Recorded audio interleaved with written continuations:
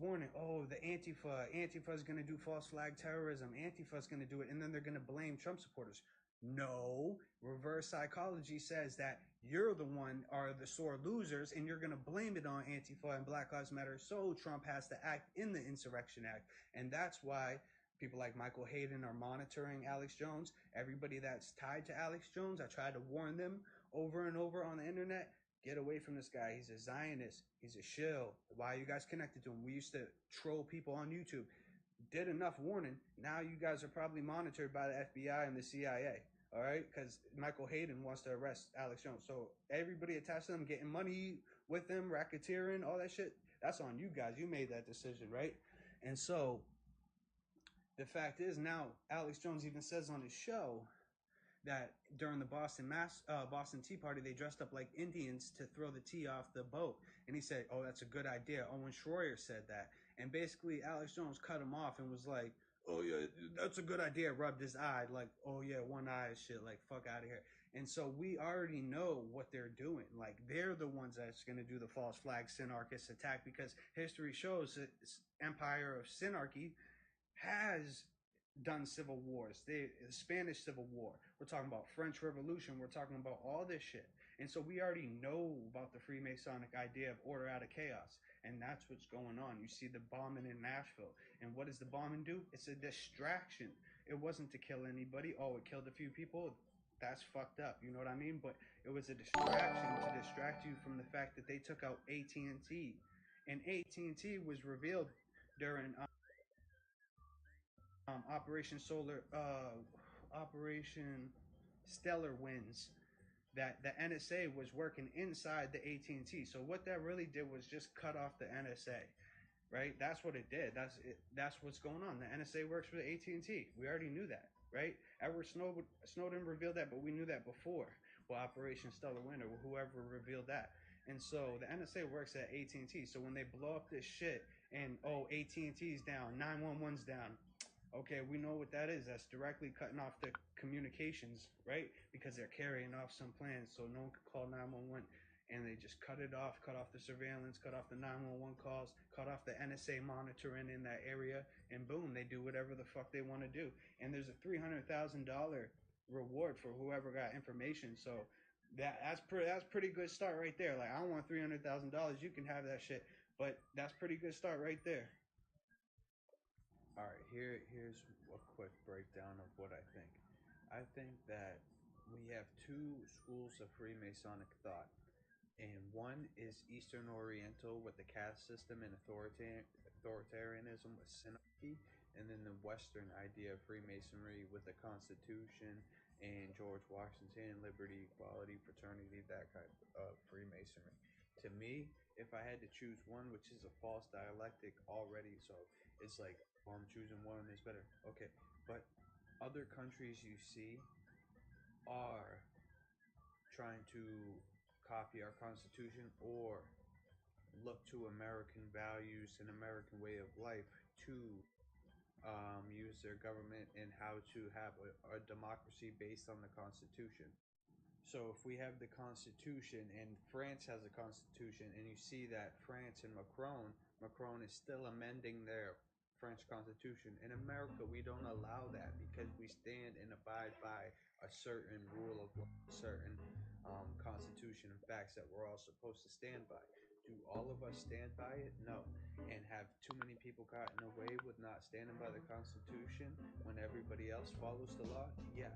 And that's what we need to start enforcing. It's the rule of law, the Constitution, right?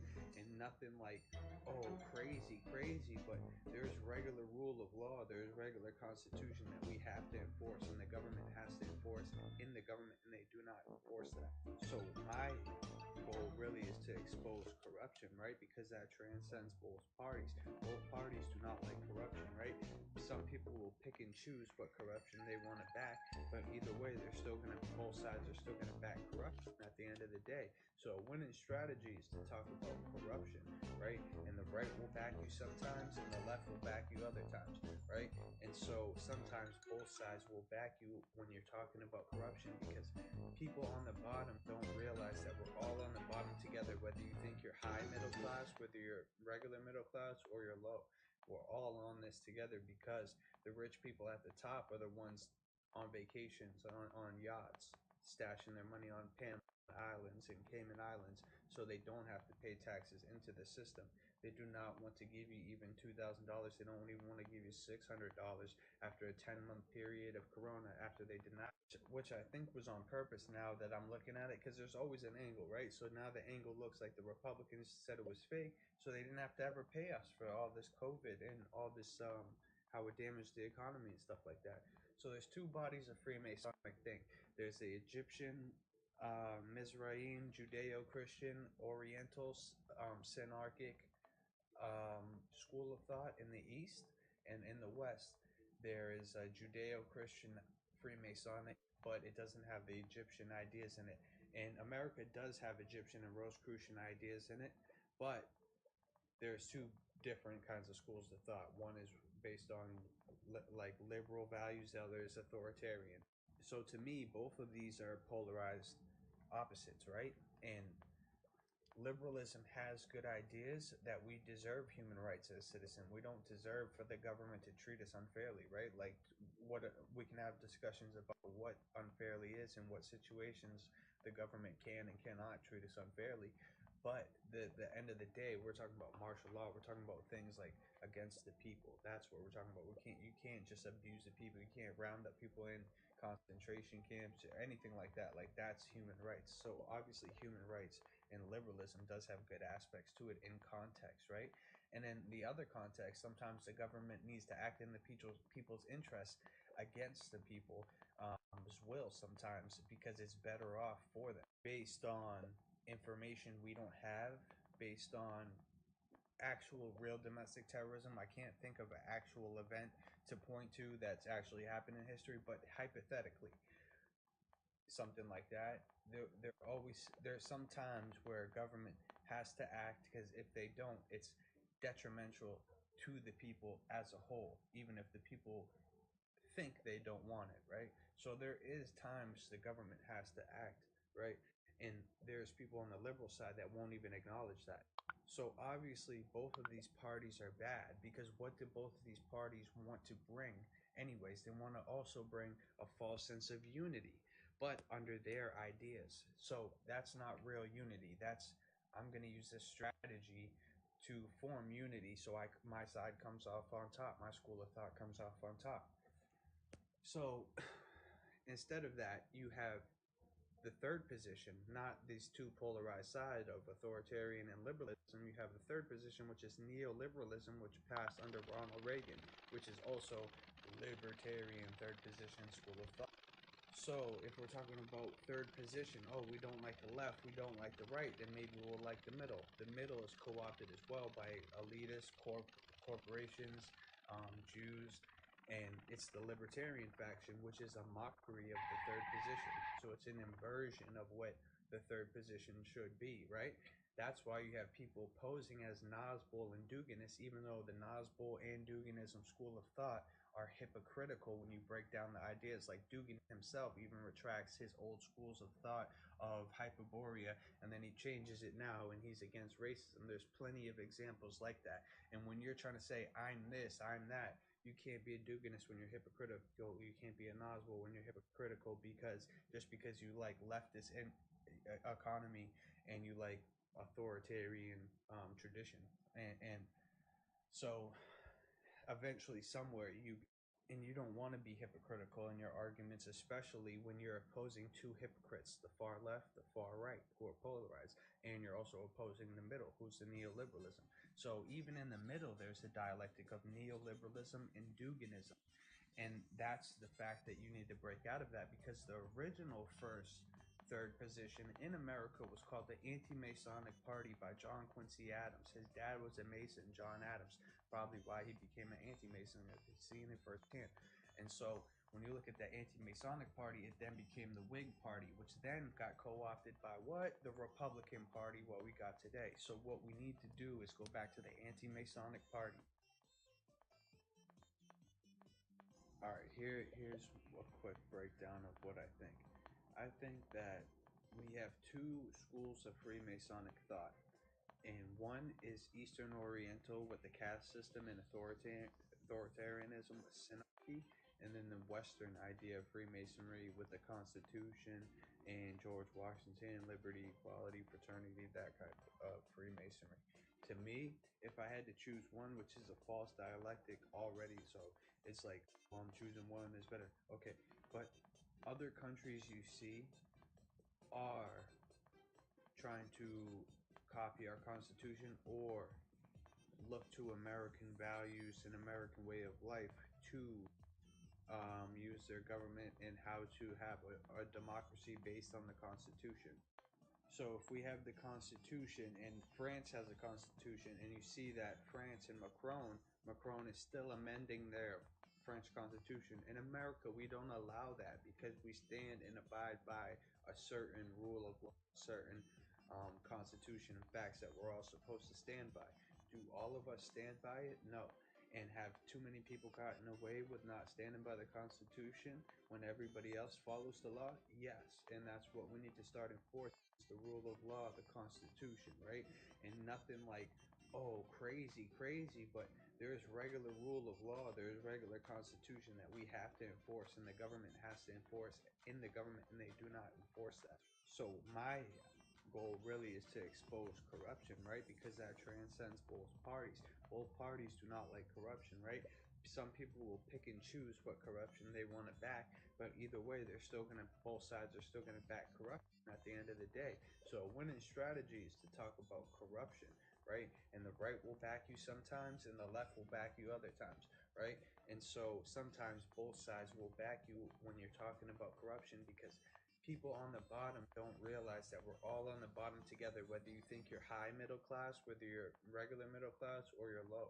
We're all on this together because the rich people at the top are the ones on vacations, on yachts, stashing their money on Panama Islands and Cayman Islands so they don't have to pay taxes into the system. They do not want to give you even $2,000. They don't even want to give you $600 after a 10-month period of Corona, after they did not, which I think was on purpose now that I'm looking at it, because there's always an angle, right? So now the angle looks like the Republicans said it was fake, so they didn't have to ever pay us for all this COVID and all this, how it damaged the economy and stuff like that. So there's two bodies of Freemasonic thing. There's the Egyptian Mizraim, Judeo-Christian, Oriental, Synarchic school of thought in the East, and in the West there is a Judeo-Christian Freemasonic, but it doesn't have the Egyptian ideas in it. And America does have Egyptian and Rosicrucian ideas in it, but there's two different kinds of schools of thought. One is based on like liberal values, the other is authoritarian. So to me, both of these are polarized opposites, right? And liberalism has good ideas that we deserve human rights as a citizen. We don't deserve for the government to treat us unfairly, right? Like, what we can have discussions about what unfairly is and what situations the government can and cannot treat us unfairly. But the end of the day, we're talking about martial law. We're talking about things like against the people. That's what we're talking about. You can't just abuse the people. You can't round up people in concentration camps or anything like that. Like, that's human rights. So obviously human rights and liberalism does have good aspects to it in context, right?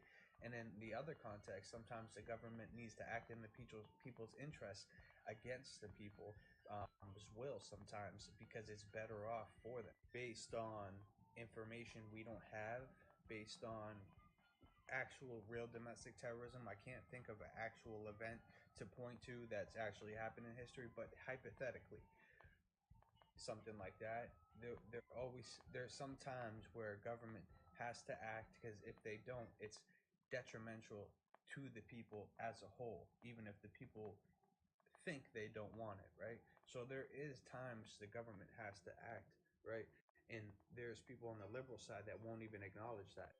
So obviously both of these parties are bad, because what do both of these parties want to bring anyways? They want to also bring a false sense of unity, but under their ideas. So that's not real unity. That's, I'm going to use this strategy to form unity, so my side comes off on top, my school of thought comes off on top.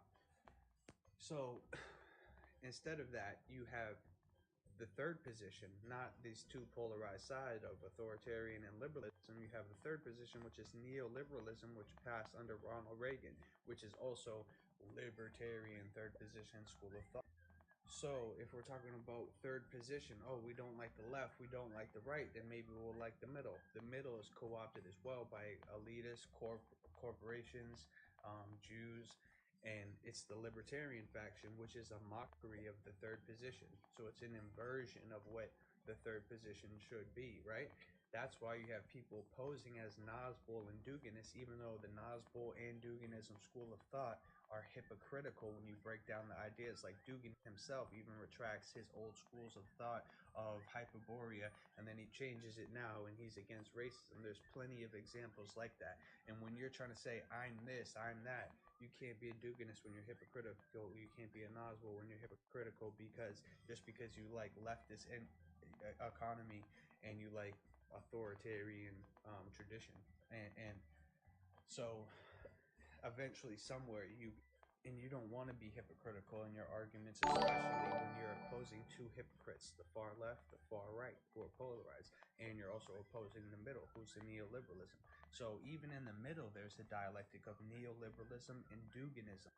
And that's the fact that you need to break out of that, because the original third position in America was called the Anti-Masonic Party by John Quincy Adams. His dad was a Mason, John Adams, probably why he became an anti-Mason, seeing it firsthand.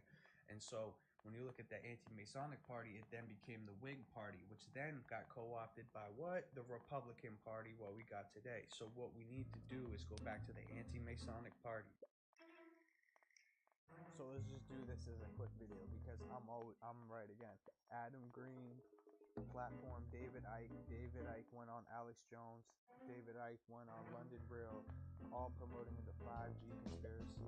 And then it was like all these people chomping down 50 5G towers in the UK, and that's what they do. They cut off communications before you go to war with somebody like Russia, which the UK and America are teaming up against and both have hatred towards.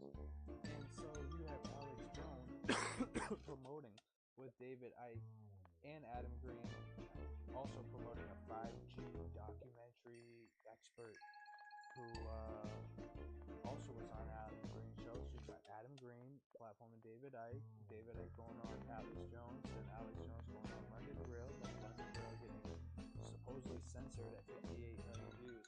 Then David Icke goes on Alex Jones to talk about it. Now David Icke is removed from being censored, right? Because it's part of the censorship campaign.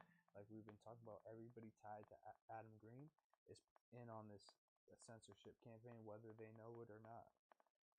And this has been going on since Axios on HBO season 2, episode 2, where it had Steve Bannon showing his Holy Roman Empire and his Templar body. Said he does necromancy YouTube, most likely.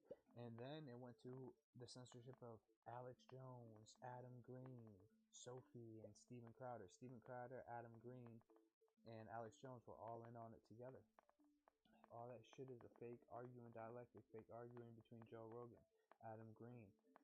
Why were you at Abby Martin's convention? Why were you at her event? Why did you never show that on YouTube?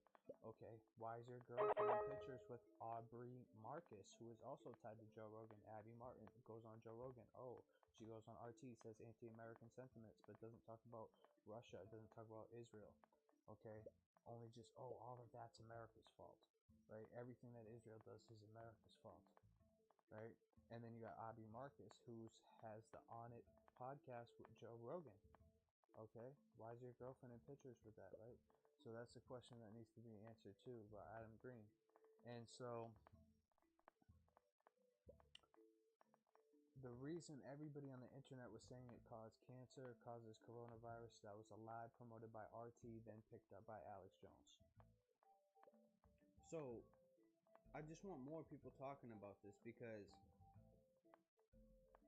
we have to deal with facts. We can't deal with disinformation right now. So, Alex Jones, do you know QAnon? Are you going to bring QAnon on your show? And you said you're going to bring them on 2 days ago, never came. All the people that were behind QAnon, you said you're going to bust it wide open, never came. Are you part of a disinformation campaign? Is this a foreign disinformation campaign and really it has nothing to do with America? And maybe it's a Russian disinformation campaign. Maybe it's Israeli. Maybe it's a joint venture. Maybe it's something like a privatized company like Team 8. Maybe it's Wikistrat. Maybe it's all of them. And since you put it out there, you know who he is. You're bringing him on. Some random YouTuber gets locked up that claims he's QAnon from the future. And you decide not to do a show on QAnon anymore and do 5G, Russian propaganda, coronavirus propaganda. So we have a big question for you, Alex Jones. Are you going to deliver QAnon, or are you going to just act like you never said that? Okay, here's one thing I'm going to say. I do not agree with martial law whatsoever, and I'm the first one against it. But New York is either messing with their numbers, or there is an extremely hardcore bioweapon on the loose. In that case, it is a crisis, and that the nurses were not obviously doing TikTok videos dancing, and the numbers have been increasing, right? So if I was Donald Trump, I would send in like the National Guard or some sort of domesticated militarized force, Coast Guard, medics, and I'd deploy them in these high-risk hospitals where all these crises are happening, because either they're doing tax fraud and labeling everybody with COVID-19, or there's a bioweapon and it needs the government needs to intervene. Okay, the only time the government needs to intervene when we're under a state of attack by the enemy, a foreign enemy on domestic land.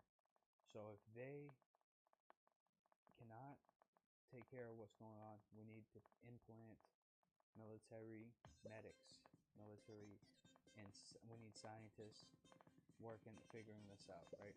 So that's what has to do with these high-risk containment places like New York, because de Blasio and Cuomo are both making a political stunt out of this, regardless if it's true or fake. They're making a political stunt out of it, and that's not how a country has to operate. So obviously those people are inadequate leaders that were democratically elected, supposedly, but the government still needs to intervene because they're inadequate at their position in their job, and it's a crisis from the enemy, an attack, right? So if they are fudging the numbers, they'll figure it out, right? And those people will be jailed. So there's a whole political stunt about ventilators, and then we find out ventilators are killing people now in New York because it's pushing oxygen in, and for this type of virus, it's like killing these people in the stage. I don't know if that's true or false, but it's a political stunt and it seems set up. So that's why the government needs to intervene, specifically in New York. I'd say New York only, just to be like, look, we can intervene as the government, as a state body, if a crisis happens. But we're going to do it respectably, liberally, and for a real reason, not just abusing authority. If it's a crisis, if there's people in our government that's breaking the law, the government has to intervene. So that's a fact right there. And I only say that for New York. So besides that point, I want to talk about Julian Assange. Just talk about, oh, let's bring Julian Assange back. He's free. He's a good guy. Now I figured the whole thing out. He is a Russian asset, because there was this thing called the Mitrokhin Archive by Vasily Mitrokhin, and he was the first WikiLeaks.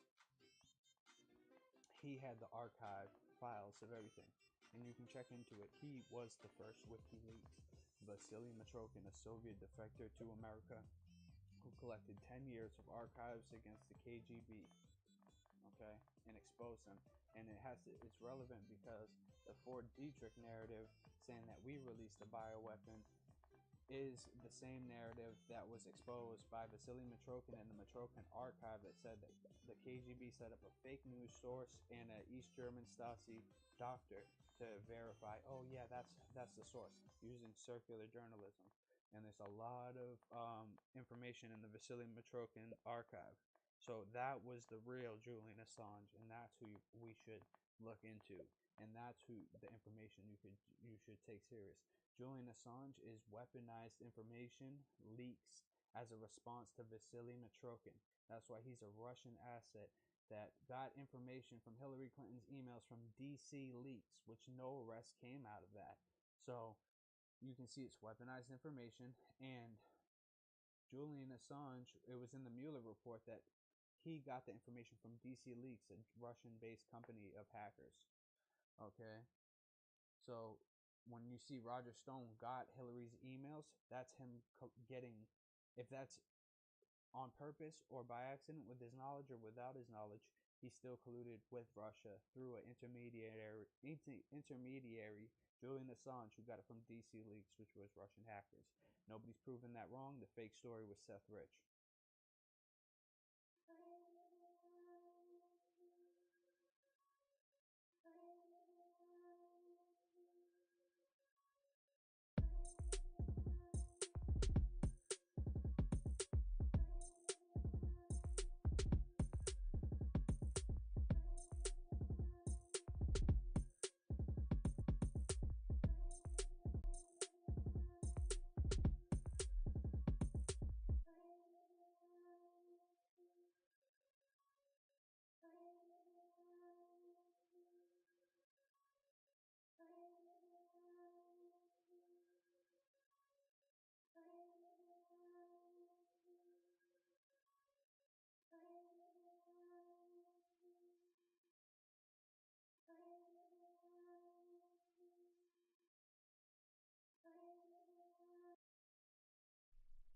Alright, so I'm going to be going over this document, UN document from Brennan O'Connell, and I'm going to try to read as much as I can because there's a thousand pages, but there's a lot of good information on here.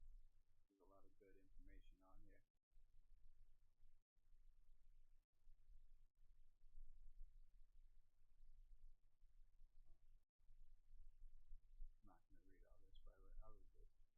Why did you leave your home country? Please explain in detail. I left Perth, West Australia on 24th of October 2016 and landed in Malaysia, Kuala Lumpur, the same day. The details are long and trace back to 2009 and earlier 2005.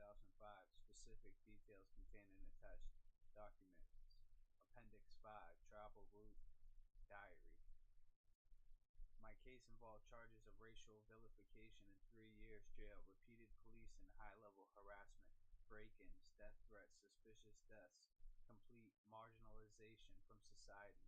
A simple altercation at a Friends of Palestine rally turned into an international incident as I sought to expose Jewish racial and religious supremacism and Israeli espionage at the high-profile trial beginning in January 2011.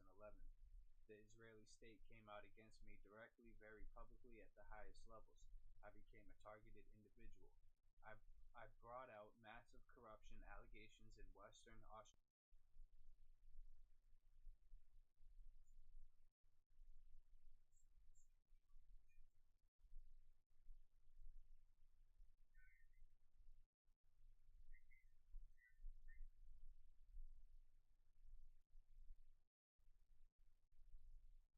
Okay, audio's good.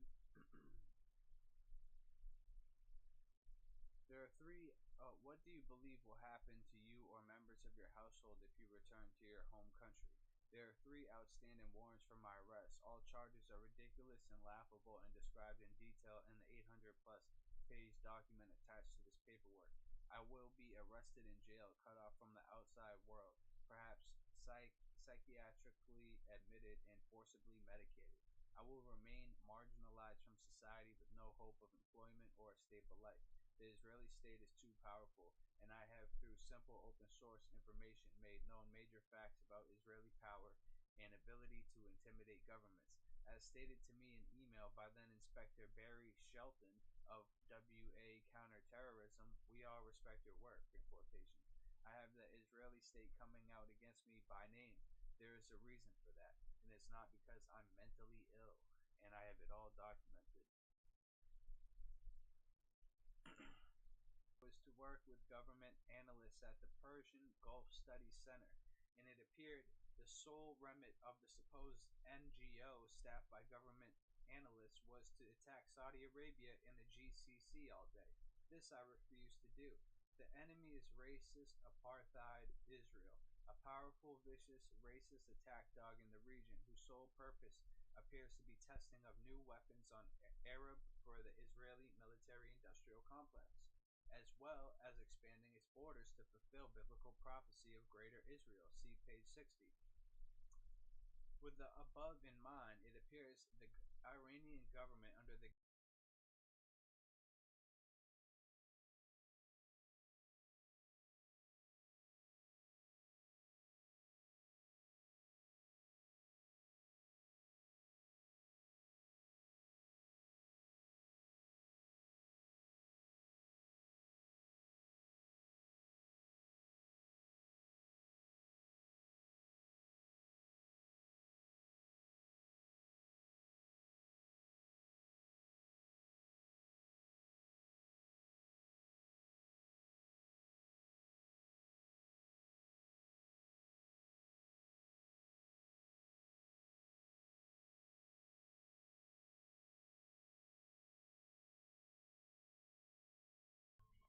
Then I covered 5G, the post after that, which on this channel we know all about, because without saying that 5G word, I talked all about it in this book, The Holy Grail of Our Flat Earth. Okay, the dangers of energy weapons and electromagnetic weaponry, full stop, with fasces. Okay, so it's all covered, so completely aware of the dangers of 5G. I've been telling everyone for a couple of years now, as you can see on the Celtic Tatarian channel. Okay, now, at the moment, I'm thinking other ways, okay, because of how it's being pushed, okay, by shilly as fuck channels, who I wouldn't trust as far as I could throw this building. So for that token, you know, hold my reservation and see what happens, and think in other directions is what I'm going to do. Now, we're going to look into something that come apparent to me whilst looking into history of germs. Okay, I looked into Louis Pasteur, okay, the father of germ theory. Now, you know what theory means, don't you, guys? Yeah? Okay. Now, what I see, okay, we did in gold leaf and epic color called Apocalypta, and it shows you basically the apocalypse happening, okay, in the Middle Ages. Do you want to see how it all went down? Yeah, so giants and angels and tech, yeah, and all that. It's gonna be epic.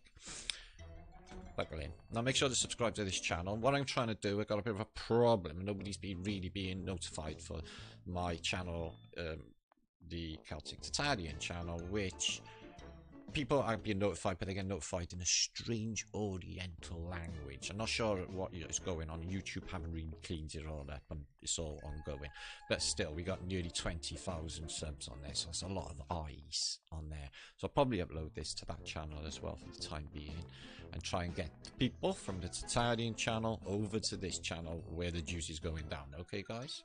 If it makes any sense. Just redirect them and I'll do what I can, okay?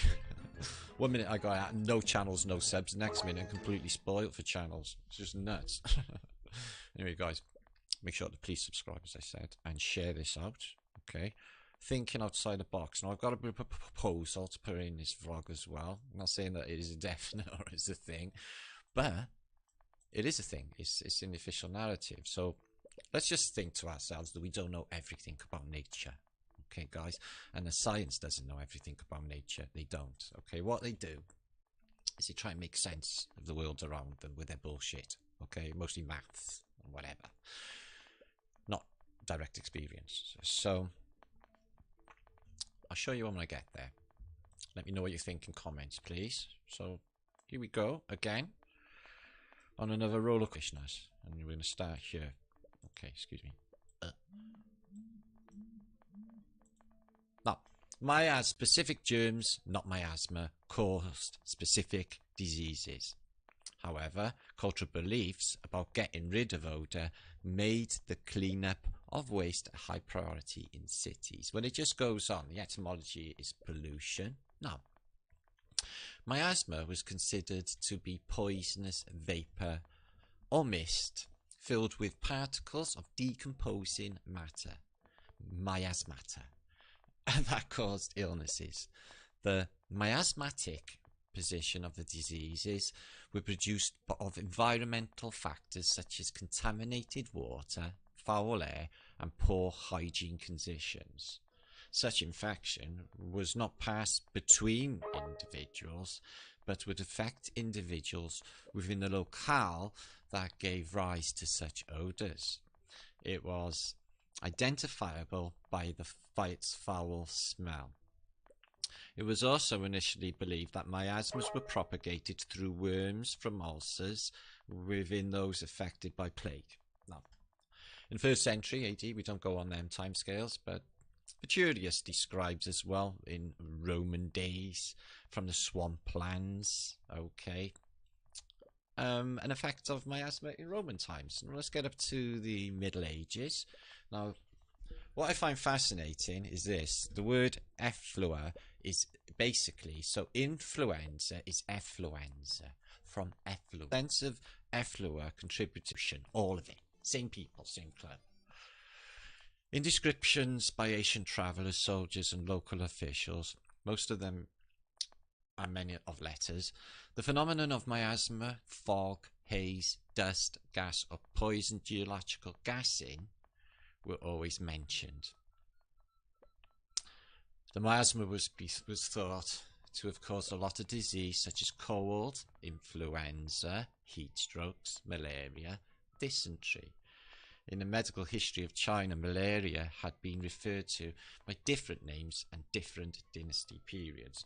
Poisoned pesticosis were named miasma in ancient China because they did not accurately understand the cause of the case. Now, isn't that very interesting that this idea is born out of southern Chinese mountains each year? Some specific moist air, heat, dead air cause circumstances for this disease to occur. So, there was a book, a Sun Dynasty doctor, Cao Yang-feng, mentioned miasma in his book, The Pathogen and Syndromes. He thought the miasma in southern China was similar to typhoid fever in northern China. In his opinion, miasma was different from malaria and dysentery.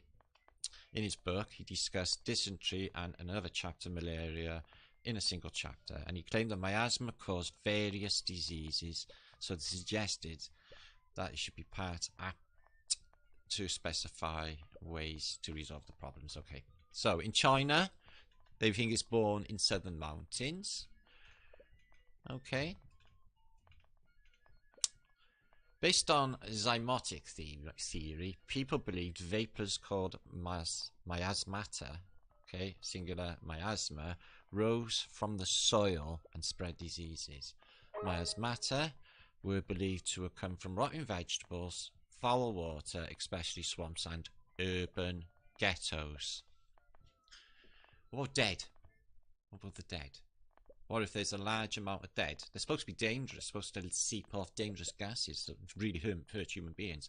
And when I researched miasma the first time, I found a narrative concerning huge amounts of dead people rotting and then having to move them because of the miasmic gases of the dead. What if you have a reset or an epidemic and you have a large amount of rotting dead?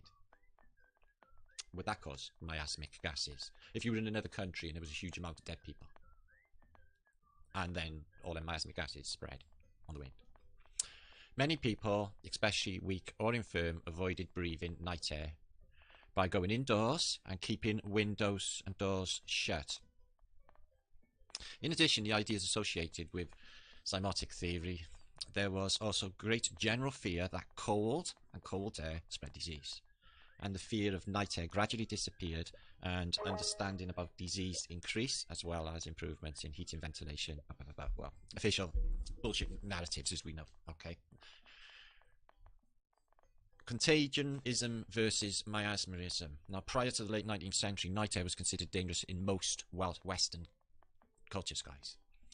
Throughout the 19th century, medical community were divided on an explanation for disease proliferation. On the other side were contagionists, believing disease was passed through physical contact, while others believed disease was present in the air in the form of miasma, and thus could proliferate through physical contact. Two members of the latter group of Dr. Thomas Smith and Florence Nightingale. So let's go straight to the Crimean War. There was this terrible hospital, and she realised that basically people were infecting one another. Not Florence Nightingale, the idea of contagion, as explained in the spread of a disease, appears to have been adopted at the time when, from neglect of sanitary arrangements, epidemics attacked whole masses of people. Now, isn't it curious, guys, that the bin men in Britain have gone on strike and now we've got a heat wave coming? In a pandemic, the police will fuck you up if you get on a bus and drag you off a park bench and arrest you, put handcuffs on you. No problem whatsoever. Okay? You got in the sun. Now, I was thinking, what if it was in the plants, you know, and it was in the trees, and it was natural, and they couldn't explain it, and it was sporadic, and it was urine, and it was there, and what if that's why they wanted to protect us out of the way, and that's why they're closing down parks, and that's why they're busting everyone so callously like motherfuckers when you're parked up looking at a lake, or dying in the lake, and dying it stops you going to these beautiful locations and keeping everyone in. I thought to myself, wow, that's just like that film The Happening. And then I watched the film The Happening last night. They thought it was a biological attack, and then after a while they realised that it was miasmic. The trees, they talk to the bushes. The bushes talk to the grass. They are all in communication with one another. Whispering grass, don't tell the trees, because the trees don't need to know. Yeah? They're all connected. So how do we know that there's no spores that happen in the mountains of southern China? Just coincidence. The spread worldwide everywhere. Okay, replacement by germ theory. Okay, we're going to look a little bit into Jon Snow. I've covered him before. He's one of their boys anyway. In their club. The club that none of you were in. Although the connection between germ and disease was proposed quite early, it was not until the late 1800s that germ theory was generally accepted. The miasmic theory was challenged by Jon Snow. And I've looked into him, right? He's ruthless, guys. He's one of theirs. You know, he's known as Tony, and he's just do anything just to get a name. He's one of them. He's very ambitious, like I suppose Darwin and all the rest of them were. So yeah, it wasn't really accepted in the beginning. It was pushed through by the club. And he gets famous because of this cholera outbreak in Broad Street, and there's the tap today. So he works out on a map and he thinks, oh, this is curious. And he's the only one with any intelligence in the entire population enough to put a bag or a cloth over the top of that existing there, water feature, pump. And then all the epidemics started to die away. So he's like, oh, right, it was in the water in that pump. But, like, you know what? They're saying that every water course in the world got infected with cholera all at the same time. He was in Asia. So you had got to replace then all of this miasma theory by this dude, experiments by Louis Pasteur. More formal experiments in the relationship between germ and disease were conducted by Louis Pasteur between 1860 and 1864. Okay, we're going to look into a little bit of that because he had a counterpart who was not in his camp at all, and it makes much more sense. Here's Jon Snow.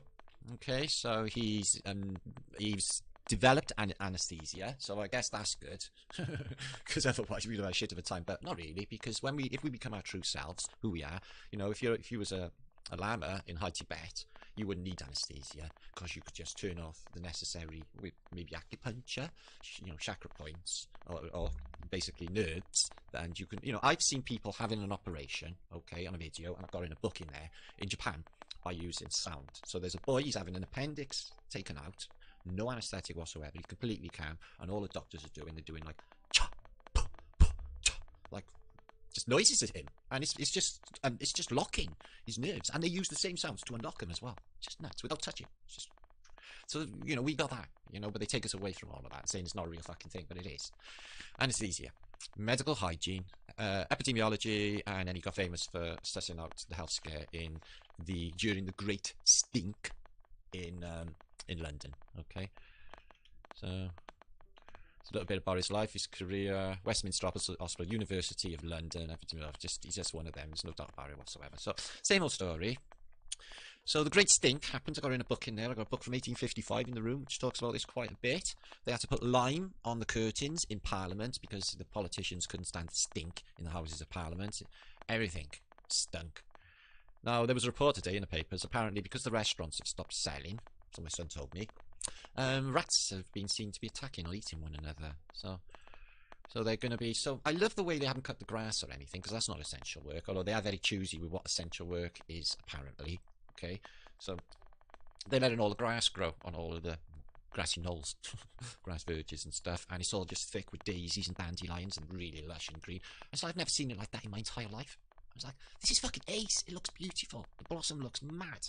Everything looks just beautiful, and the sky. Oh, without the chemtrails today. There's been one or two, but it's been just lovely. So, miasma as an idea for diseases, as in possibly a natural phenomena, possibly caused from plant spores, possibly blown in from rotting circumstances of the inner city and the ghetto, and in this case, a million population city of Victorian London. Okay, now. So that was that book. It was written in 1674, where he had real suspicions, okay? Suspicions about the hidden realities of a book on alchemy, the 17th century philosopher Robert Boyle. So he had basically a completely different idea as well, okay, concerning ideas about agencies of the air in chemical reactions. Air, at this time, was considered homogeneous, empty, and inactive, okay. So there's a little bit of information connected with the alchemical bit. Now, we're moving on. So other ways that plants have affected people, naturally, is this. The dancing plague of 1518. There's been a few others as well. Talked about it before on Fight with British a couple of years ago, a couple of times now. So people danced till they dropped, till they died. The idea behind it was a spore of ergot blowing in off the right. Everyone was tripping on LSD, basically.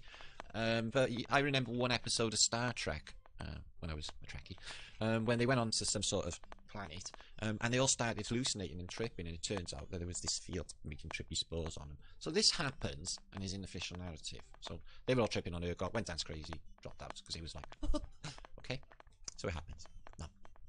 Now Louis Pasteur, who brings in this germ theory, okay, was opposed by Antoine Beauchamp, okay, known the true cause of disease. Now this is incredibly interesting. I'll give you the link for everything you see. Please share this out. Mainstream medicine believes that virtually all illnesses are caused by germs or genetic hereditary weaknesses, as well as deformities and trauma injuries. Okay, their solution and strategy is to have us believe that there are over 10,000 different diseases, and that each of these diseases needs outside intervention of drugs and surgery. The truth is that most illnesses are due to cellular malfunction caused by cellular toxicities and cellular malnutrition, both of which can be avoided and overcome naturally. Now, Louis Pasteur, the so-called father of modern germ theory, was widely revered by mainstream medicine. One of theirs, who was largely responsible for germ theory being the primary precept of today's medical practices.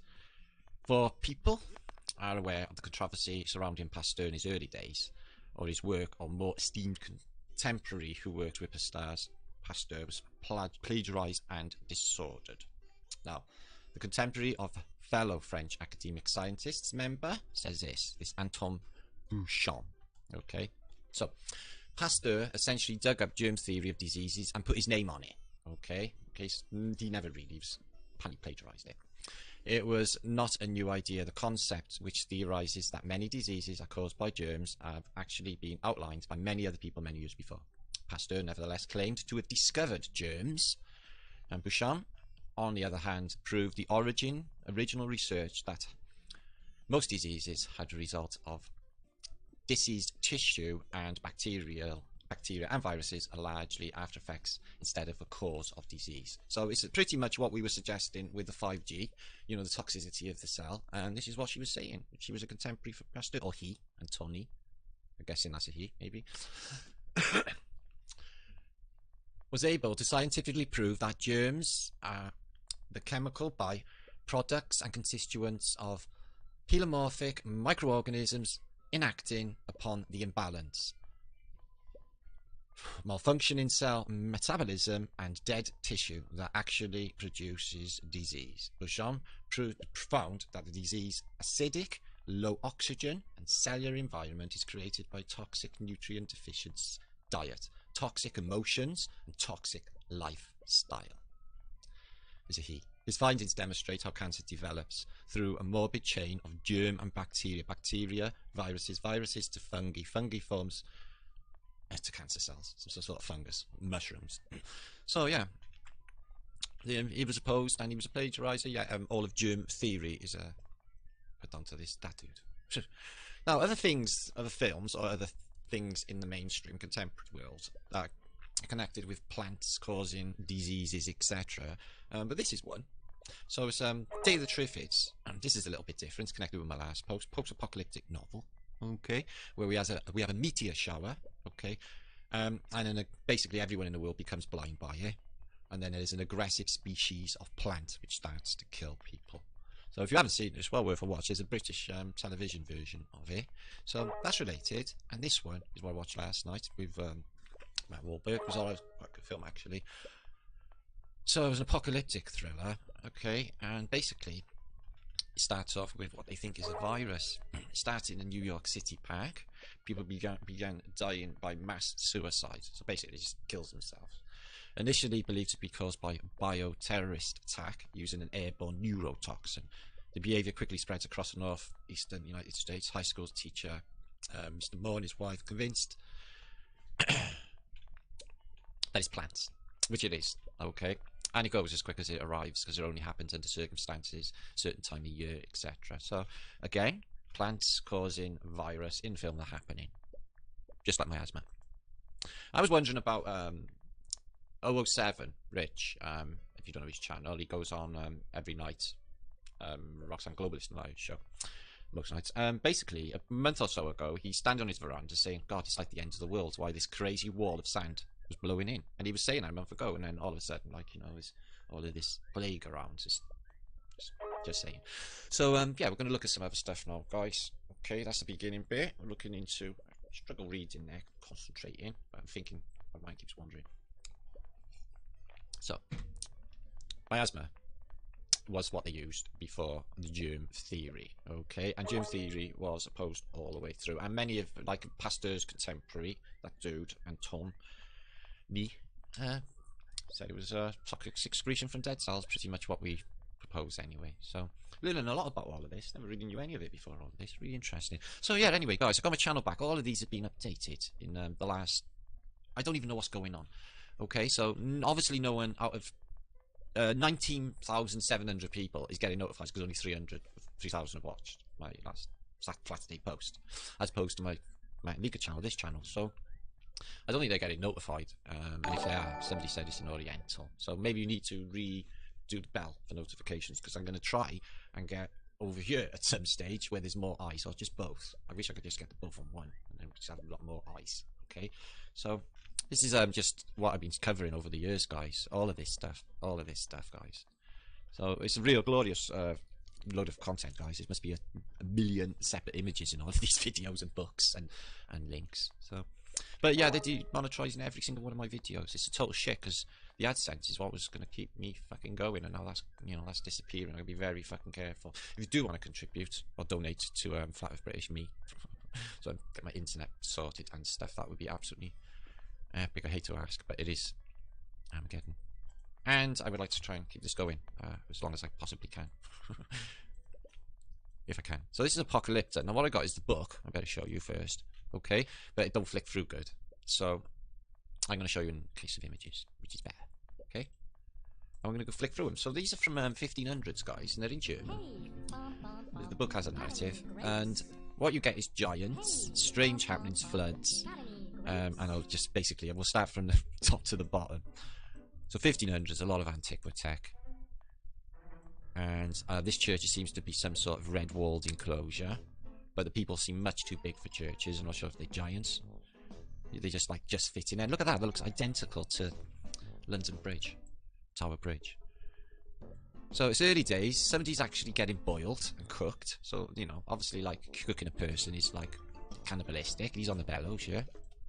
And these people, Phoenicians, which you'll see turning up right the way through, okay? And a bunny rabbit. Okay, so nothing sinister, too sinister happening, except for they're, like, boiling up the blonde dude. But it does get more sinister. So these are this is a slightly different book. I'm going to give it to you. It's from exactly the same era, but it's full-on Phoenician. And they show you star thoughts. It's a book of star thoughts of Christendom. And they show you. I noticed in the New World Order, just like the Bolsheviks, religion's going to be out of the window. They're going to get rid of all that. I can just sense it.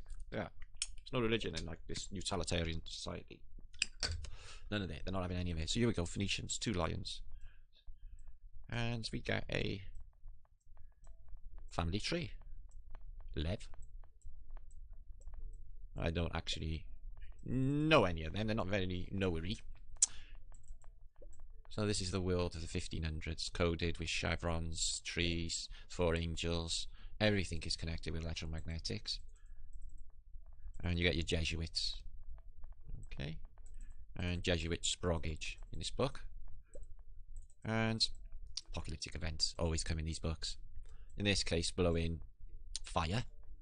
The angels from clouds. So it's not really lightning. And what's it doing down in the world where there's star footage? It's breaking the tree. Breaking the tree. So there's an epic star thoughts in this book. So these things, military, not originally, no. To do with the events and the natural things that happen in this world we know nothing about. So it seems to be a lot of portalage going on here. So this angel dude with the trippy psychedelic wings is with this Jesuit and his Sprogage, and he's promising him, you can go escape any events by going up the staircase to the pearly gates, where you will be greeted by an angel who will take you off to an 18-hour concert of Westlife, and you will really enjoy it. Look at all their fans. Yeah, it will rock. Do you fancy that? Not really. Not really. So yeah, they're into strange meat as well. I would like to say I don't think they're Volivons on there. Okay, the elitage. So they seem to have a nice little world. So what's dropping from heaven? Guy with donkey ears. It's jewels.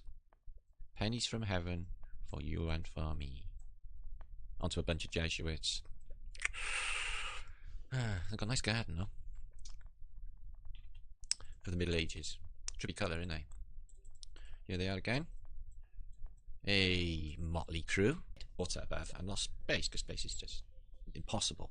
So water above, and what you get is these, like, if you like, mermen or what have you, and an X. Oh my days. The X code's covered. And another portal. And that. Always that. Pointing up at the sky. What's going down? There's all people in here as well. Look. So 1500, wow, that's so fucking trippy. So anyway. So they're doing the sky, everyone else is like in the water. Okay, he's like, yeah. Somebody's trying to escape. The deity dude is puking blood down on people below. Okay, on these dudes with happy hearts. And civilization is crumbling and falling. The priest dudes, so these lot. Yeah, priest dudes. Collecting gold while civilization falls. And demons are crawling all over everybody else. They're blindfolded and having their heads chopped off. And he's being tormented by demons on his back. That could be just me, like he's just mentally ill. He's been tortured by demonic forms. So you get these weird ones as well. These are like, how many heads? 1, 2, 3, 4, 5, 6, 7-headed dragons versus 7-headed hydras in a minute. And I know they're 2 sides, and just don't know which. These shields, you see them everywhere with the spikes. And the rainbow going into the buildings, floating in the water. And down here, what's the dragon pouring water out? Interesting. So what else happens? So there's a 7-headed lion with a 7-headed hydra. So Phoenicians, Tatarians, and a load of blood pouring out of the sky. So they're actually fighting these. They're in the blood. Oh, it's Cross of George. Could be English. 2 people under there getting trod on as normal. Oh, there's a mini one. Dogheads. They got the power. Everyone's sucking up to them. These doghead monks. Oh, they ain't got baby sprout dogheads. They look quite normal. they dogs? They got fucking hoovies. No. Oh, I don't know. They're animals anyway. So more blood being spilt on us from a high, from the water above. All the water's blood's pouring out here. Civilization is crumbling with earthquakes. This angel's getting rid of the food source. This angel's getting rid of the fruit. And the horses are drinking blood or rivers.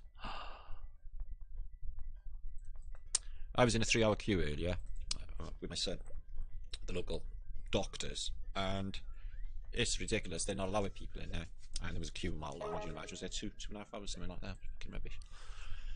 But they're saying that's the way it's going to be. You could get used to it. You know, we're in a third world, and that's the end of it. No, that's it. It's fucking it. I can't believe they turned off the world economy and broke every fucking thing for just is. So he's got a scan.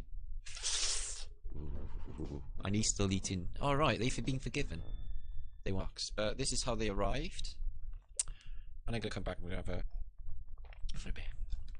Right. This place is just tiring as fuck. It's not what I guess they're the Asians hotel. A lot of these buildings have been knocked down. I looked into a few of them. It's insane. Don't get in other cities. We know what they get up to. Anything's like that.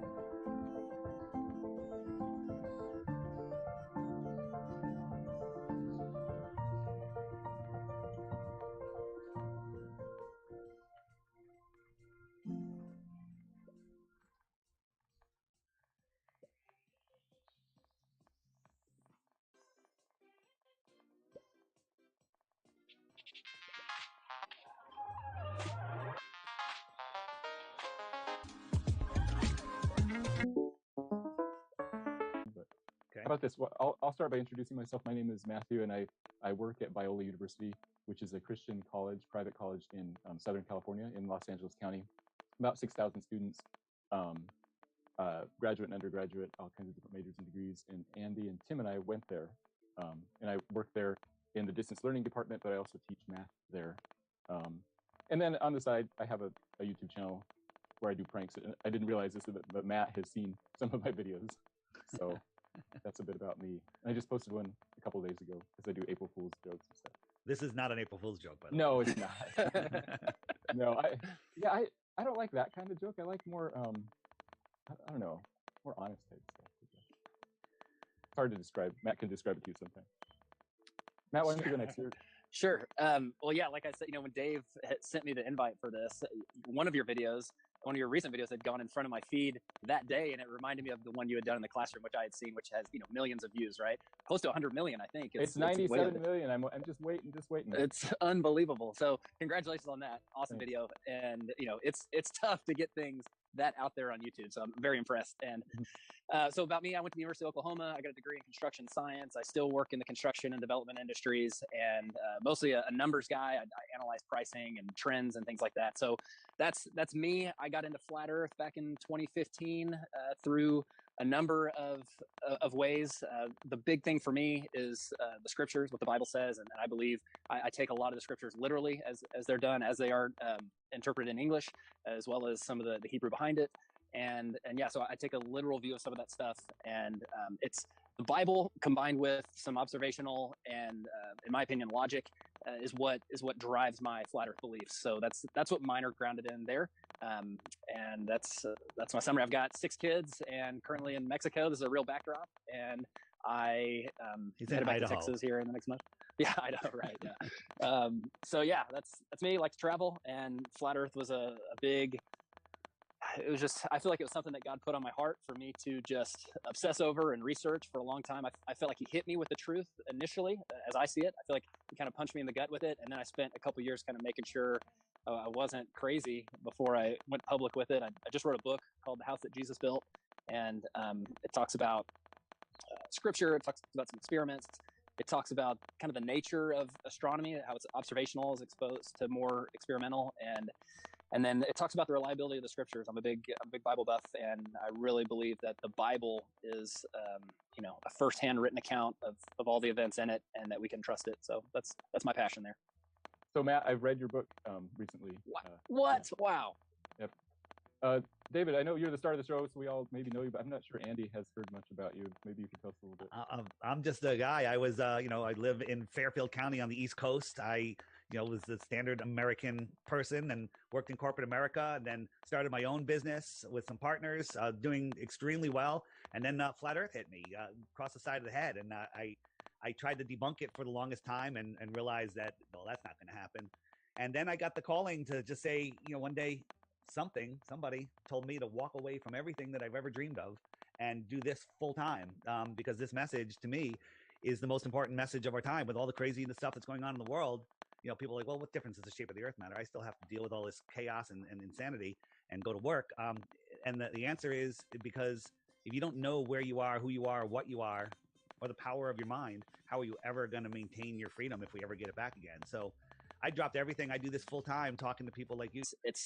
It always makes for on rotating Earth in our lives. Like, I look out, I think can only be explained by life on a globe. You have to kind of take all that in, telling someone that, hey, it's really kind of a journey. Automatically be a flat earther, but you can walk. I think they're tied. My last job as a teacher in California, I was tasked to teach 8th graders Darwinism and evolution, which I've always it's just nonsense. I still believed in a globe, but I taught the inverse of Darwinism and evolution. I used a lot of Stephen Meyer's work, and just taught. I think intelligent design. The fingerprint of God is in our DNA. Yet I was still. The thought of the thought of us not being on a spinning ball was crazy to me. He just came out with a new book, by the way, The Return of the God Hypothesis. Yeah, I haven't read it, but I saw that he was talking about that.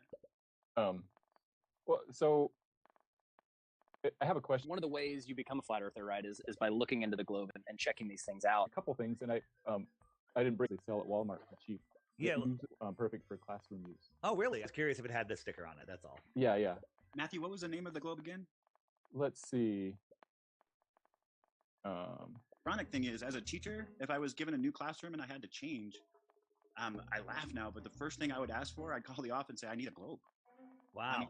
It's and I hear Dave, you talking about that a lot when you do your reviews, and it's programming. It's part of the curriculum. The first worksheets that kids take home are the orbits of the planets and the sun and the moon, and I'm watching these little kids working this stuff out. I'm like, this is indoctrination from the lowest level. And then the second thing they teach them is dinosaurs, and that asteroids took the dinosaurs out. What does that do to a little kid's psyche? An asteroid could take me out at any moment.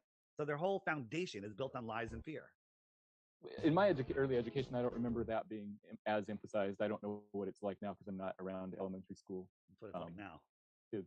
But yeah, that's what it's like now. Matt, are you still there? I think he had to mute himself and do something else, but Okay. he may be listening. I don't know. I see that he. All right, he'll come. Yeah, turned his video. yeah, I'm still here. I'm just wife was texting me about something that I needed to address real quick. Oh yeah, that's fine. 6 kids will do that. Well, okay. So here's an analogy. What if there were a group of people that said, "Hey, I don't think that cell phones. I think that cell phones don't actually use radio waves. I'm a radio wave skeptic." And I would say, "Oh, well, I mean, what is it using? Because I can pick up my phone and call my mother." And what if they said, "Well, I don't have a theory, but for what's replacing it, I just know that I've never seen a radio wave." How would I argue with that? Since you can't sense radio waves. And of course the analogy. You can. I mean, with equipment, you can sense radio waves, and if it's not using radio waves, you have to come up with something else. So there again, people say nothing exploded, created everything. Then because so many cultures believe that. So I think a lot of our stuff. I'm not really super passionate about why that piece of evidence is proof of a 6,000-year Earth or proof of it's really hard to have that conversation of deception, and there's plenty of that going on. But my impression was that all the ancient. So that's just from firsthand experience. This is back before digital cameras, but I could have proven that the sun was going. I mean, I saw it with my own 2 eyes. You can't tell me it didn't happen. Mm-hmm. So I would need verifiable evidence, and I have not yet seen that. I'd love to see it. Because you can go to Tierra del Fuego. It doesn't stay above the horizon, but on December 21st or something, way at the bottom of South America, it does go that opposite direction, but it does dip below the horizon for a couple hours. Yeah, I think Dave, you should take this one. Dave has done some as far as the firmament goes and the way light plays. There are anomalies. I agree with you 100%. I mean, that's provable. I've talked to people down there who, the twilight, the sun being in the sky is not been shown.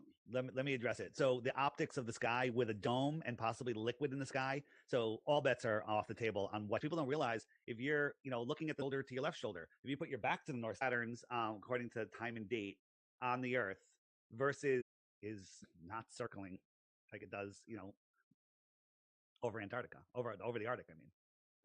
Yeah, my answer would be that the amount of radiation you get from the sun depends less on the distance to the sun than the angle to the sun. Well, that doesn't make any sense because the angle would be the same.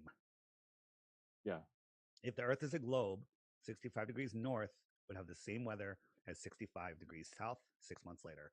But in the south, it should actually be warmer during their summer because they're closer to the sun. So, but if it's not if you want to ignore the distance, fine. We'll just take that out of the equation. It should be the same, and they're complete opposites. I would say that the lights match up. The weather depends on oceans, and Antarctica is high, and so when you're higher in the mountains, it's colder. I think the average height of Antarctica. It is highest land on Earth. You're correct there. Yeah.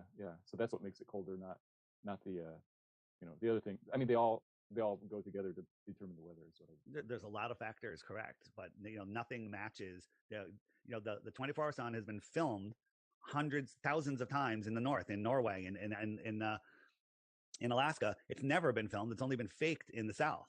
And then also, do you know there's a 24-hour moon in the Arctic? Every month for a week, the moon doesn't set for an entire week. It just circles around. And that's because the moon is migrating in between the tropics. When it's over the Tropic of Cancer, it's close enough to the things in the middle of the Arctic area, and it never sets. But you never have a 24-hour moon in the Arctic, in the Antarctic. Yeah, I haven't heard of the 24-hour moon. I don't know about that. Yeah, look that up. They don't teach you that one in school because that one's a globe killer. Hardly anybody lives above 60. Like on this, if you look at the North Pole, there's a lot of land near the North Pole that's inhabited. Right. There's less land, less people in the South. I totally agree. Hardly anybody there. Do you know what Crow's Law is? Crow's Law is anything that's interesting that can be filmed in high def will be filmed in high def. Okay. And it's never been filmed in the South. Right. This is interesting. There are people that go to Antarctica every year. There's 15 different companies that you can book a very same company. That's weird. And they take you to this little peninsula. They show you some penguins. They settled. Science is just waiting for new data to contradict what people may believe. Yeah, and I think the most frustrating side is the tough part is there's That's no just real them being lazy, not looking into what flat earthers believe. Sure, I would agree. Gaslighting us on purpose.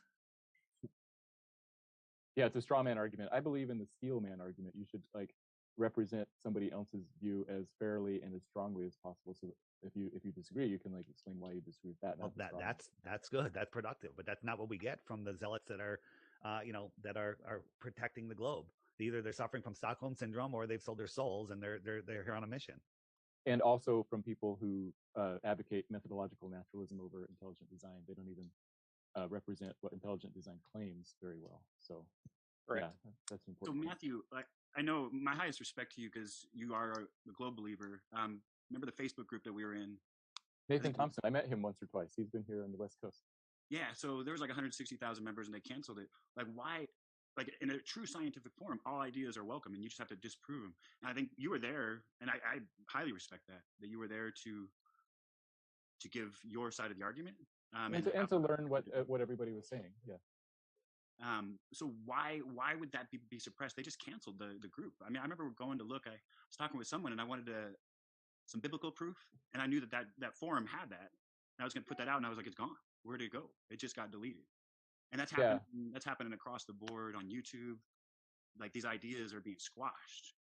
Yeah. So Facebook, Twitter, YouTube, all these places have been recently come under criticism for allowing echo chambers of different ideas that some people consider harmful, terrorist groups, that type of stuff, or even conspiracy theories they consider harmful. And so they decided to take down and actively suppress flat earth stuff, QAnon stuff, terrorist stuff, obviously. Matthew, do you think flat earth sites like Nathan's are dangerous? No, I think that it's better to have an open dialogue. So I disagree with that kind of radical. I'm not trying to put you on the spot or anything. You're on the globe side of the fence. What would be your number one reason you think the Earth is a globe, if you had to give one? Do you have one? Oh, I would say eyewitness testimony and pictures. Eyewitness testimony and like pictures of the Earth? Yeah. Have you ever seen any pictures of the Earth? I've seen pictures taken from satellites and sent. Well, have you ever seen a satellite? I mean, these are the most two famous pictures of the Earth. Here's the blue marble, which Robert Simmons, a NASA visual artist, admits that he made it all from data. He made it in Photoshop because it has to be. You quoted that at the beginning of the show. And then we show this one, which is the United States. I know we're getting fat, but this is ridiculous, right? Oh, you mean because there's different sizes? Yeah, look at the size of the United States. Now, someone could say this is an angular thing and it's a close up and you're not seeing the edge of the Earth. But here's something that we can check. We can verify the length this is. We can drive across Mexico. We can take a boat at a certain miles per hour across the bay and not using GPS, which is NASA, and we can measure and know scientifically provably this is 934 miles. Well, NASA tells us the Earth is 7,917 miles in diameter, which is a straight line. Okay, I should be able to fit 8.5 of these segments in between these two lines. And as you can see, we don't even come close to that, right? So this is your best proof of the globe, a picture that is scientifically provably fake. Yeah, that's a good example that you have there because it shows that if that's what you think as proof, I think it's basically just photography. So, for example, look how big Africa looks if I put this close to there. But I can't see the whole thing. This is showing you the diameter of the Earth. Look, Africa takes up like a third of the distance on the equator, right? But now, if you put it far away, now it takes up less. See that? No, it doesn't. It takes up the same amount. So you can see as it goes farther away, then you zoom in, it takes up less. I mean, so you're saying if I zoomed out, this would get 3 times wider than it is right now. Magically, so if you move it farther away and zoom in. You believe this, that this land is what's showing on this, and the rest of this land is on the other side of that globe. That's what you believe. That's right. Mm-hmm. Okay. Yeah, I know what Matthew is saying as far as the zoom in, zoom out, and I do agree that what am I trying to say? The location of the observer is important when looking at the size of continents on a ball, but that taking those pictures, NASA admits that they splice them together with strips of quote unquote satellite data, close satellites. They have to essentially build it. So I get what Matthew is saying, but I think it's hard to have that argument on there, knowing that it's not an actual it wasn't necessarily created from one camera. So Matthew, this is created from one camera. This is Jupiter, a gaseous planet, where this storm is bigger than the Earth, and we can see the clouds going in all different directions. And this is from NASA. This is better than a photo. This is an actual video of Earth. But then if you look at the most famous, what's that? Video of Jupiter. Of Jupiter. Sorry. And so if you look at the most famous picture from 2014. In 2016, NASA goes, hey, we got a picture of proving that there's a magnetic center. We have a picture of the northern lights, right? Now I could say this is Photoshop, but let's just pretend it's real. How did none of the clouds change? Every single cloud is exactly the same. Every tiny dot is here. This is obviously the same picture, just darkened a little bit, right? So this shows you that NASA is lying about photos from space. This is undeniable proof that the Globers have is, well, they got a picture of the aurora and they superimposed it on the old picture because the coffee is CGI. I don't have any answers to any of those. What about Werner von Braun, the supposed Nazi scientist that came over? Oh, the head of he worked with NASA. The heavens declare the glory of God, and the sky shows His handiwork. Yeah, why did they do that? What is that about? Because the sky shows the handiwork of God and shows His glory for creating the universe. So the word sky, if you go back to the Hebrew, and Matt, I'm sure you could elaborate on this, but the original Hebrew actually implies a structure, and it's interesting to use the word sky. The King James version does use the word firmament, which also implies an actual physical structure. Yeah, but the word firmament isn't etymologically related to firm, is it? Doesn't mean that it's firm. I'm going back to Hebrew rakia, and I've studied a lot. Rob Skiba's work. I haven't studied. I've saw his studies. I'm also Dr. Heiser, who he believes in a globe like you do, but he acknowledges that the Hebrews did not. So the writers, they use the word rakia because they assumed that there was a physical structure above, as did all ancient cultures throughout history. They also assumed the sun went under the earth at night. Some did, yeah. And some of them actually believed that they were on a turtle. There's other cultures that were on a crocodile. Can't rule it out. I've learned my journey down this flat earth road has taught me that I don't know. I spent 20 years teaching, and I'm 50 now. I'm going to spend the next 20 learning. And I got a lot to learn. Matthew, go ahead, Matt. Go ahead, Matt. Well, yeah, sure. I was just going to say there are different interpretations of that word firmament, and I think those different interpretations come from trying to work, kind of our more modern view of what our cosmology is. That's where I think some of that comes from. I believe that the word rakia, I believe the ancient, etymology behind it is the fact that it was a word that maybe was derived from this notion of beating out metal, kind of forming something with metal. And then I think a lot of chapter 4 of my book that you read, you got your answers in Genesis guys that have their long explanation of would be unviewable. Well, Polaris is Polaris. They just say if they are 2 light days away, but it's not. It's 433 light years away. It is science.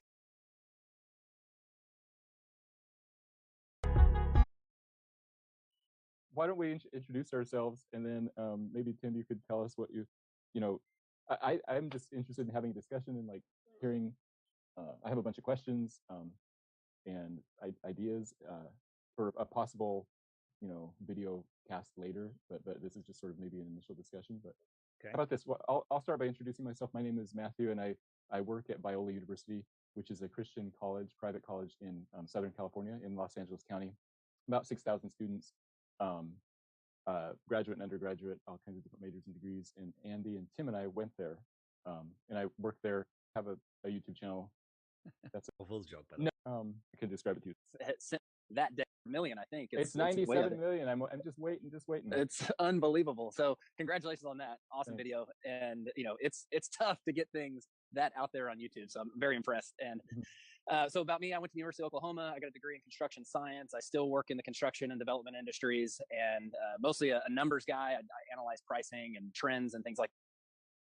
It's a totally logical way to interpret that and to interpret the rest of them. But I simply interpret them differently in some situations. I think I could use words like something, colloquialisms of today and not mean them literally. I think that happens in the Bible. I don't think everything's literal. I think the way I interpret some of those creation verses, I take more literally because I think it's God speaking in a more literal fashion. Now, when Jesus says, "Let me tell you a parable," I know he's definitely giving a parable. And when you use words like, something is like something, I think you're definitely using imagery. So that's the crux. It's tough. There for every piece of evidence or for every verse, both sides have their argument for it, and it's a challenging subject, which why I think it's such an interesting subject. Every time Dave goes on someone's show, it's their highest watched show because people can't believe there's still flat earthers out there, but I can't believe there's still ball earthers out there. Right. So it's tough, and I think the toughness comes from the fact that it's so, like we said, observational. There's just a lot of stuff we have to look at and kind of choose a path, and the things that we mount on our side that ultimately choose that path for us are the things that are important to us, and it probably speaks about our inner person and why certain things speak to us and others don't. Yeah, that's really helpful to know. I mean, this has been a fascinating discussion. Matthew, I have a question I'd like to ask. Yeah, I'd like sure. to ask to hear the heliocentric belief explanation. Okay. So, in the heliocentric world, we're spinning at 1,000 miles an hour, orbiting at 66,000 miles an hour, corkscrewing through the universe at 500,000 miles an hour, and moving sideways at 1.3 million miles per hour. So the question is, are you familiar with the Georgia Guidestones? Yes, it's kind of like the Stonehenge, except in Georgia. That Yeah. lines up with the So in the center stone, there's a long, thin hole.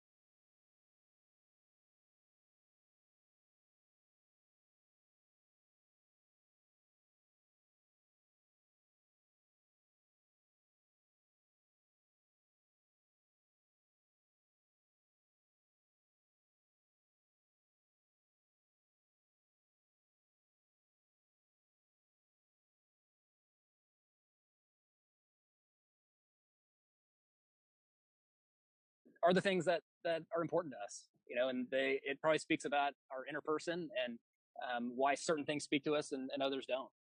Yeah, that's really helpful to know. I mean, this has been a fascinating discussion. Matthew, I have a question I'd like to ask. Yeah, I'd like sure. to ask to hear the heliocentric belief explanation. Okay. So, in the heliocentric world, we're spinning at 1,000 miles an hour, orbiting at 66,000 miles an hour, corkscrewing through the universe at 500,000 miles an hour, and moving sideways at 1.3 million miles per hour. So the question is, are you familiar with the Georgia Guidestones? Yes, it's kind of like the Stonehenge, except in Georgia. That Yeah. lines up with the So in the center stone, there's a long, thin hole about 1/4 of an inch wide, and if you look through it, the North Star is there, right? And it's been up for over 40 years. The North Star is there, and if you do a little time lapse, you'll see that all the stars are circling around it. Since we're corkscrewing through the universe, traveling trillions of miles, trillions since it was built, how the heck is the North Star still through that hole? Now, in a flat Earth cosmology,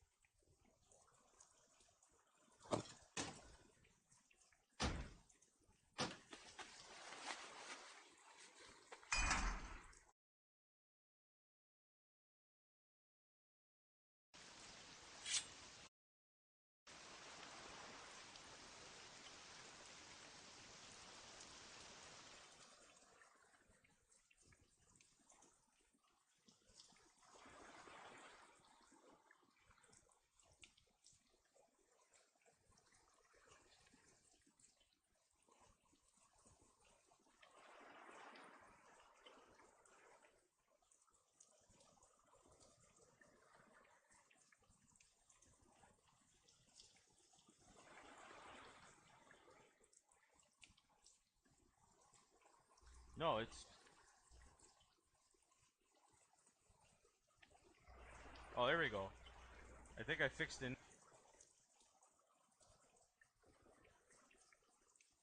Okay, does my mic work now?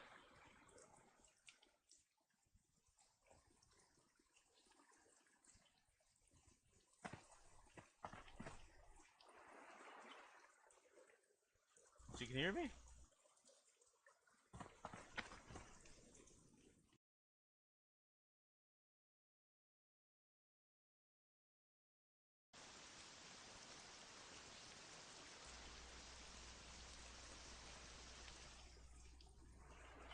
Okay.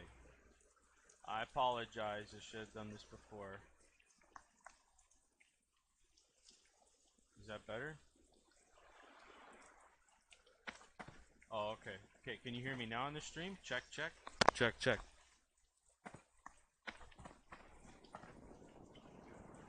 Can you guys hear me now on the stream? Check, check. Beta check, Bert.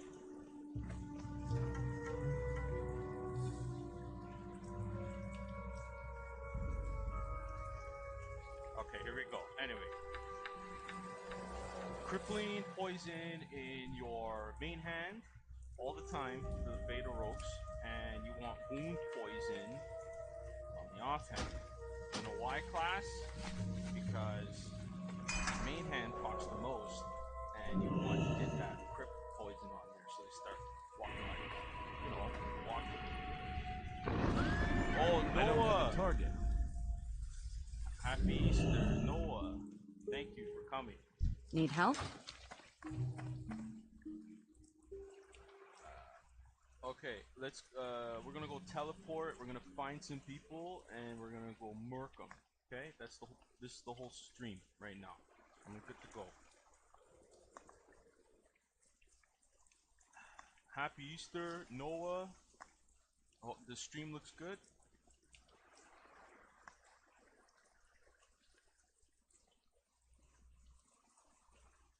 Stream's good, guys. Thanks for supporting, eh? I appreciate it. This is all a test. This is all a tester. This is all test. Got some tests. Okay, here we go. Hopefully this doesn't kill me. Can you still hear me on Discord? Okay, let's go. Hopefully this doesn't kill me. I'm gonna take a quick shortcut and chicka go cluck cluck cow go boom. Here we go. I think I'm on fire. I'm gonna die.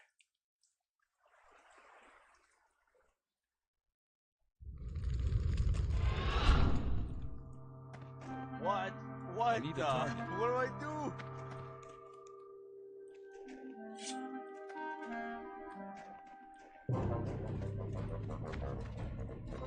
Oh yeah.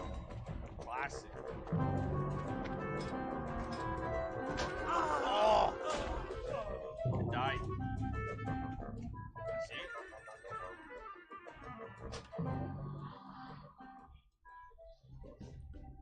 I don't know. I was looking at the guild.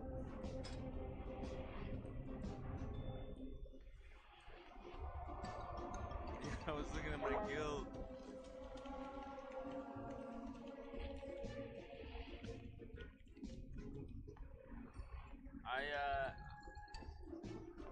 I wanted to see how it is. Just want to see how it is. It looks clear.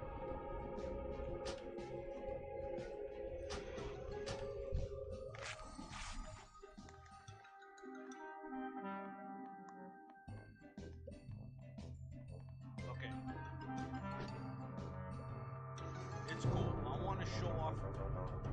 Yeah, I know. I want to show off some moves. Less talking, more walking. But look, like my thing is when you're walking, you're like in clear cotton headlights. So I want to see everything in the middle. I don't have time to look in the bottom, top left, top right, and maybe look at my phone. But check this out.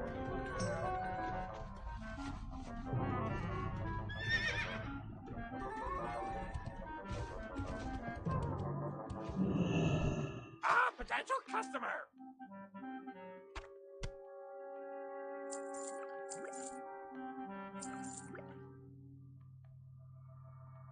Keep it real.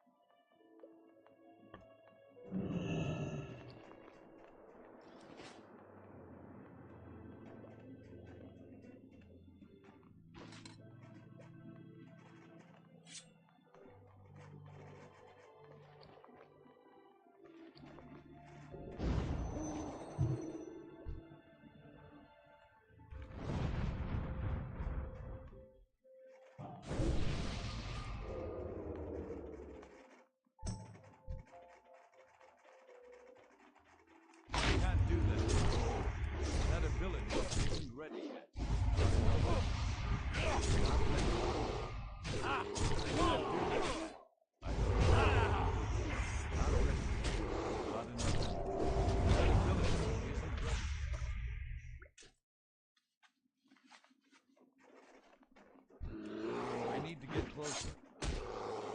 Not ready.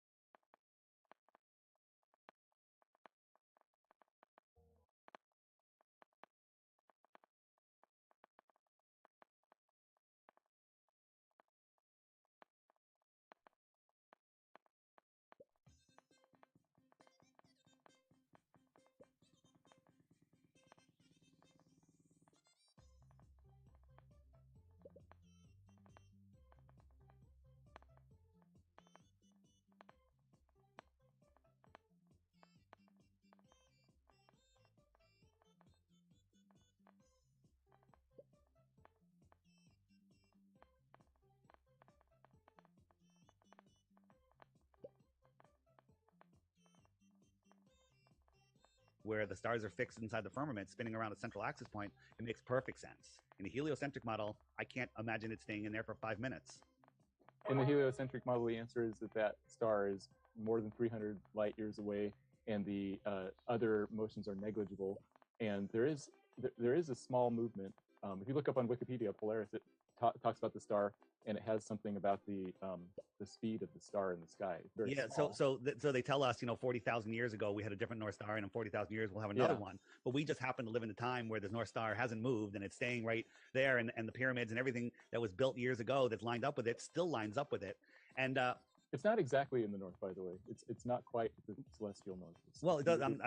All the stars rotate around it, and they rotate around the spot right near the North Star. Well, the North Star stays right there. It hasn't moved. No, it goes around the center of the spot. So maybe it has a tiny little bit of movement. Yeah, that's fine, but it hasn't moved. It's still maintaining the same space that it's always maintained. And the program Stellarium, or the star program Stellarium. We used to be able to go 5,000-10,000 years into the future and in the past, and the North Star never moves. And then we started doing some live streams about, hey, how come the North Star isn't moving when we're going these massive amounts of years? And the next day they changed it, and you can only go like 500 years into the future, right? They changed it. You no longer can do that because it reset every year all the way into the future. Why did they do that? If it's moving, why don't they tell us it's moving? Right? But to saying that the star is so far away that us traveling trillions of miles doesn't make a difference, that is a unsupported, unrealistic belief. The mathematics works out in the globe model, the angles and distances. No, well, the mathematics doesn't work out because, as I pointed out, if the sun was 8 times farther than it is, it would be unviewable. Well, Polaris is... they say Polaris, the latest is, they say it's 46 times bigger than the star. So since 8 times the sun unviewable at 8 times the distance, which is a light hour. So to make that equivalent to Polaris, it would have to be like 46 times away. So that's 48 hours. It's not even 48 hours. Just say if Polaris was 2 light hours away or 2 light days away, but it's not. It's 433 light years away. It is scientifically, mathematically provable, unseeable, and that's not even factoring in the inverse square law of light, which would make it also unviewable. Nobody wants to do these calculations. Nobody wants to think about it. But having Polaris at that size and that distance is, if Polaris was a light day away, it wouldn't be viewable. It's 433 light years away. Okay, unviewable. I hear what you're saying. I disagree with that, but I hear what you're saying, and I don't have the. I don't think I could explain it in a way that would make sense, that would convince you. Okay. Obviously. Before we finish, Matt, you did mention, we never talked about, you did mention you saw my video about the moon. Did you think about what your solution to that problem would be, or that question? Well, you kind of bring up some alternative views, like that maybe the moon isn't a physical object, or possibly a projection, or something like that. And I would say that I don't have an if what you present is correct, which I assume it is. I assume you did your research.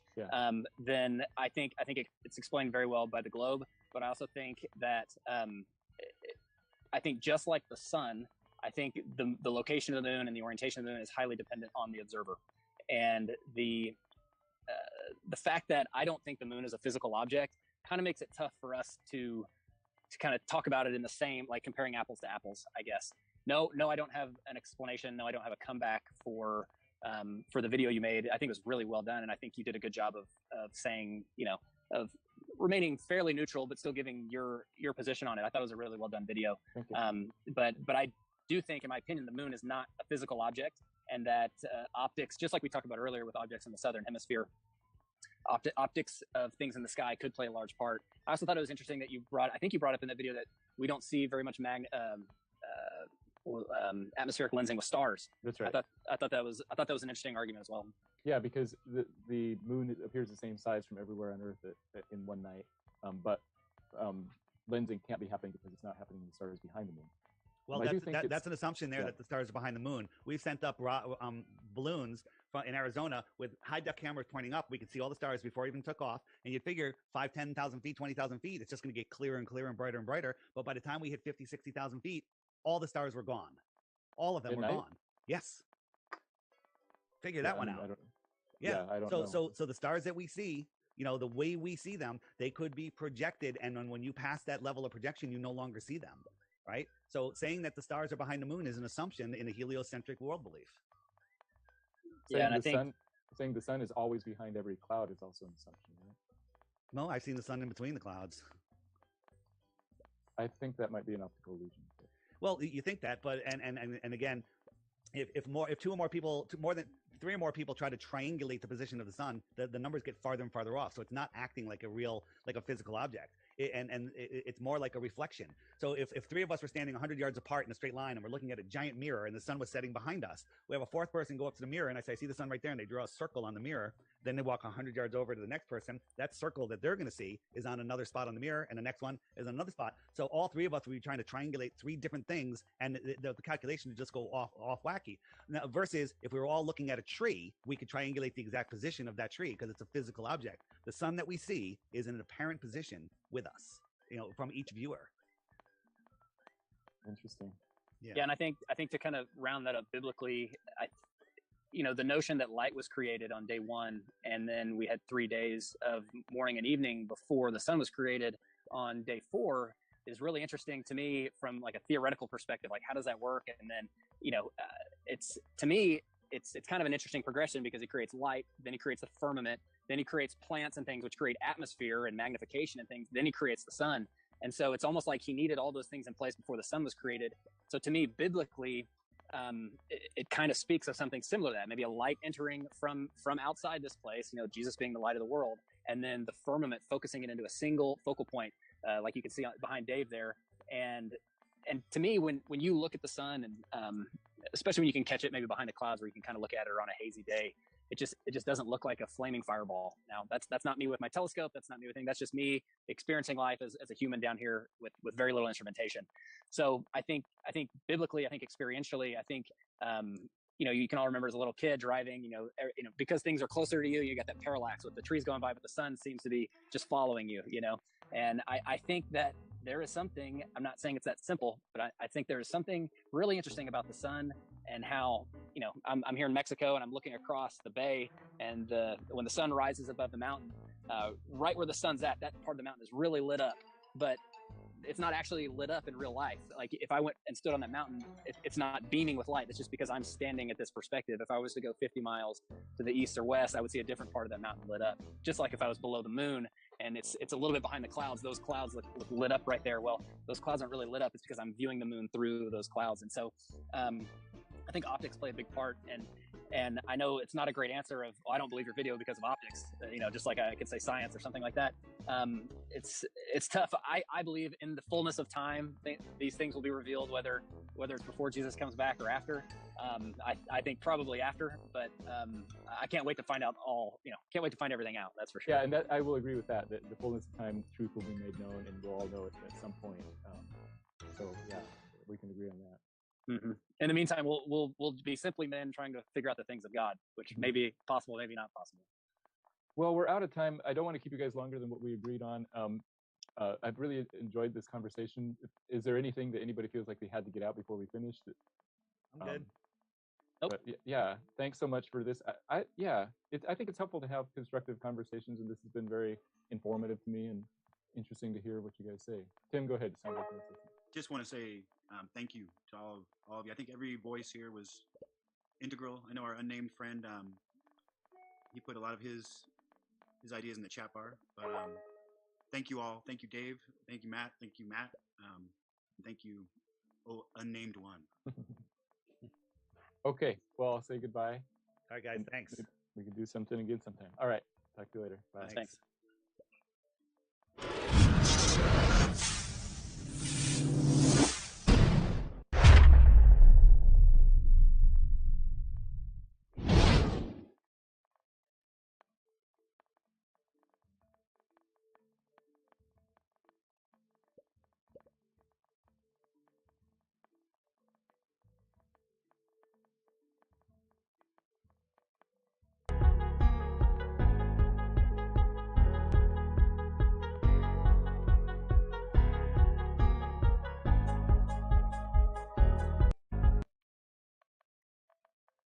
It's been a bit.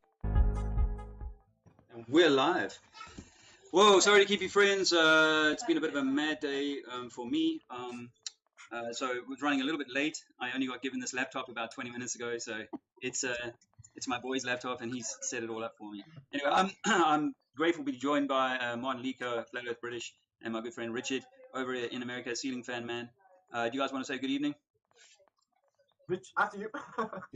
Well, I'll say good morning or good afternoon. It's about noon out here, and I'm just so thrilled to be able to talk to you again, Dave. I just love our conversations, and thrilled to actually get to share the screen with such a great person next to Dean Martin. So this is really a compliment. Thank you very much for letting me be here. So. Awesome. And if anybody doesn't know who I am, I started because this thing behind me. This is, you can look it up. It's the Mariner 9 satellite. It's supposed to be flying around Mars in the 70s.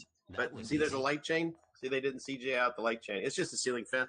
So that's me. Anyways, I love your name. I love your channel name, by the way. Yeah, I did.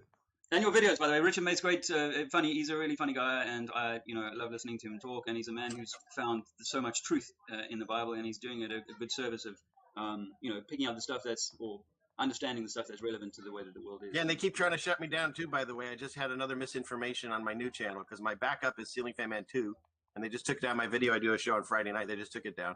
So, and my regular channel is still on 2 strikes. I can't go on there till the 10th of April. So, yeah, they can fight us, but they can't get rid of us. We're still here. Yeah. Well, one of the kings of having his channels taken or stolen or whatever is Martin Lico. Why don't you tell us how you do it? Yeah, I got nothing to complain about like this guy. The secret is to get loads of channels. Martin and I had a fantastic street interview back in Cardiff. Seems like years ago, but it was days after you just had your channel, your 25,000 subscriber channel snatched. And it was a great interview if you want to go back and see it. I guess it must have been, it was the first thing we did. We met up with Mark Sargent that day in Cardiff. Yeah, that's right. Nothing weirder. yeah. I can't remember. That's the beginning of, that had to be the beginning of. It was 9/11, 2019 or 2018. Yeah, because you were putting 9/11 in chalk on the floor, which is why I remember. So I sent the police over to get rid of us. A nuisance. So tell us how you're doing, mate. Me myself. Oh, just so much going on. Dave, my head is literally swimming around at the moment. I don't even know at this stage of the game. Well, I'm grateful that you've agreed to come and have a chat with me. I do enjoy having you around for conversations. In the last day or so, I've just been trying to empty my mind because I've just been on a roller coaster ride of information over the last few weeks, and it really does take its toll. So I've been left like a dribbling mess. So I've just been like trying to clear my thoughts and just go with the moment rather than thinking. It's what I've been doing the last day or two, just self-therapy to feel a bit better, I guess, because I've been feeling like slapped by it off. That's another thing that we never really even thought about, but we're all experiencing. Like, if you're a child now, just learning everything in the world, sometimes it's overwhelming. And my wife and I'll say, we just need to stop truthing for a night and maybe just put on some music or some stupid movie comedy just to get our head out of it for a minute and stop thinking, because it's everywhere. It's constant. Yeah, constant. I've been practicing that. You know, I get my like I'm emotionally attached to my emails, and they can be a roller coaster ride. And my comments, you know, people tell me literally life stories. I hear it all, and I'm just like, oh, you know, some days, and sometimes people like to pour off negativity my way, and I don't really do coding, I don't really do negativity, but I feel obliged out of politeness to like read it in case somebody needs me or something, you know. So I have to put myself through that, and I'm like, wish I'd read that. Yeah. But you can't. Funny enough, Andrea asked me to read something that she'd been sent by a friend of ours from the channel. Marika has been talking to Andrea a bit and getting some solidarity between the sisters, which is so important at this time. But, you know, she's also working her way through the sludge of information, and she forwarded on this, what purported to be a letter written by a really highly connected member of the 13 families. And it was talking about how, you know, all of this was planned and we were always ultimately going to be slaves, and that it was, you know, our kind of, there was a harvest coming, and really quite frightening stuff, you know. And I think that what I've seen in the world is that they're trying to push all the frightening buttons. And if you're still in the mainstream, they're pushing mainstream narratives again to try and stoke different fires, those fires. And the same applies in the truth community, is that all those people who knew about, you know, G5s and you know, all the other sort of things, you know, they're all firing off at high speed at the moment, and everyone's super people are frightened. And this is the nature of the game. So I think we're meant to be finding Zen. That's what we've got to be trying to find at this time is Zen. Well, what I look at is the false satanic world we live in. It all runs on fear all the way up. Like each level is afraid of the level above it, whereas God's world is all run on love. And so the opposite of the fear would be love, and that's why the whole love thy neighbor as thyself. If we can figure out how to just like take no shit but cause no harm, and do that in our little area and expand it out, we would eventually just push all that out. You know, because everything they want to tell us is all fear based. Everything comes over these screens. That's how they control us, through the fear. And once they get people scared of something that's invisible with no proof of, then they've got it, you know. And the Nazis knew this. This is why they were, you know, petrifying people. We'll take you away to an internment camp if you don't go with the program. So everyone was scared to say anything against the state, and they were told the lying. And this is how they got control. And they're just replicating it now, exactly the same. Yeah. Everyone's terrified of the invisible, like radiation in the Cold War. Yeah, that's invisible too. It's only all these deadly killers that we can't see. Yeah, and then if you try to say anything against it, then like we're finding, they just shut it down, take your channel away, because you're spewing too many things that might wake people up to the nonsense. Yeah, exactly. A good way of doing it is conventions, as David will tell you, because they can't really, you know, stop you when you're there on the stage, you know, with YouTube. And another way is literature. So if you get a book up, your truth in there, you know, get it published, then there's, you know, you could. That's what I'm hoping to do, guys. Is I'm hoping to be able to write some stuff. But the truth. The convention. I have this energy rising in me to write and tell our story. But the convention idea I love. However, you tend to find people are already sort of converted in a way by the time they're willing to pay for a convention. David, why don't you just write your account and the Trins account of the European tour? That was phenomenal. Just think about it. All what you did, with Peter standing on them pillars, you know, and in Rome standing outside the Colosseum with a loudspeaker, stuff like that is legendary. Can you imagine writing all that down, Martin to Adam, you know, the whole thing. Yeah. Oh, there's stories, man. There's stories to be told there. There is the stories to be told, but I feel like humanity has like this, you know, we have to, you know, I spoke to this lovely family the other day in Glastonbury. What a wonderful. I seen it, David. I watched that. Yeah. Oh, cheers. Well, that was a real lucky strike. And you know, I haven't been in the zone, and you know, Portugal and a whole lot of other stuff this last year and a half have been without a home. So I haven't done the work in the street like I would have liked to have done. But there, it was presented to me, and it was like, wow, man, this is what we're meant to be doing. And yes, the truth is that the Earth is not a spinning rock, but there's so much more. And you know, the quantum physics stuff is so fascinating. I've enjoyed learning more and more about that. And once I'm settled again, I plan to include that in whatever I present and write, because truly I can see God, I can see all of it. I can see how the universe is built and constructed. And so I feel like there is this, what we have been programmed to do is to take a subject and go, this is all you need to know. And I feel like our Godhood, our Godhead, our divinity, the thing that is most important, is the thing that we're meant to be finding our way back to. And so, you know, I almost in a way I feel like you maybe, guys, but my life was quite like naughty, let's just say, like I am a little bit of a naughty guy, and I have walked away from anything spiritual, and I've spoken harshly against it over the years and stuff. And here I am coming around all the way around the other side with a story to tell, just like, the globalized thing and, other things and so on, but with a story to tell. And I hope to use that as a vehicle to reach people, because it's the human story. This is why I wanted to have a channel that was a me. Here's my face. I'm a human. Here's my family a bit. And because our world is riven by people that you cannot trust. And so this is what I felt with this family is like, when I talk to people now, I need to tell them about their divinity. I need to get to that story, because it's so pivotal to everything. And when I shut you down, if I say, hey, by the way, the Titanic never sunk, or it was replaced by its sister ship or whatever, and you immediately go on the defensive about that, or that the Apollo boys really went to the moon, you really get on the defensive about that, then you're not going to hear anything else that I have to say. So it is a story. It's a whole story. Hey, and Flat Earth is maybe the first chapter. I don't know. Maybe it's the Genesis. But really, what the crux of it, at the end of it, is you and what we are, and yes, what's been taken from us, and what we should be working towards getting. And as Richard said earlier on, we do it where 2 or 3 are gathered, in small numbers, because the truth is that the majority, as Matthew 24 will tell us, will be deceived. And that's the sad truth. But we have to keep trying where we can, eh?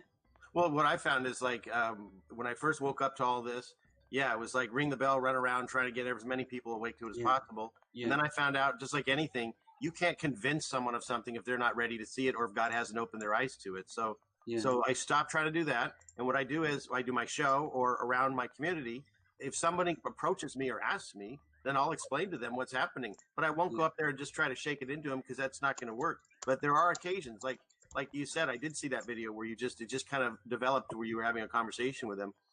There was the other day I was talking to a friend of mine, and he was at a yard sale, and of course he goes like barefaced, no thing on their face, and he and his daughter were walking around, and they saw this woman with her probably 6-year-old son, and he apparently didn't have one of those things, so he took the plastic bags you would use to pick up dog poop, and he was holding that over his nose and mouth, and so he saw this, and he walked back to his car, and he sat down, and he looked at his daughter, and he says, I have to say something this time, because sometimes you just don't, but especially with a kid, and so he went over to the woman, and he said, that your son has a plastic bag over his nose and mouth, and that could kill him. And her answer was, thank you for your opinion.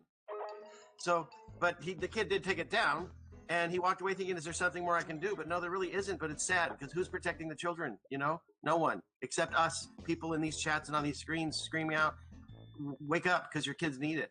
I got a grandson that he's only seen his mother and father barefaced his entire life now. He's almost a year old.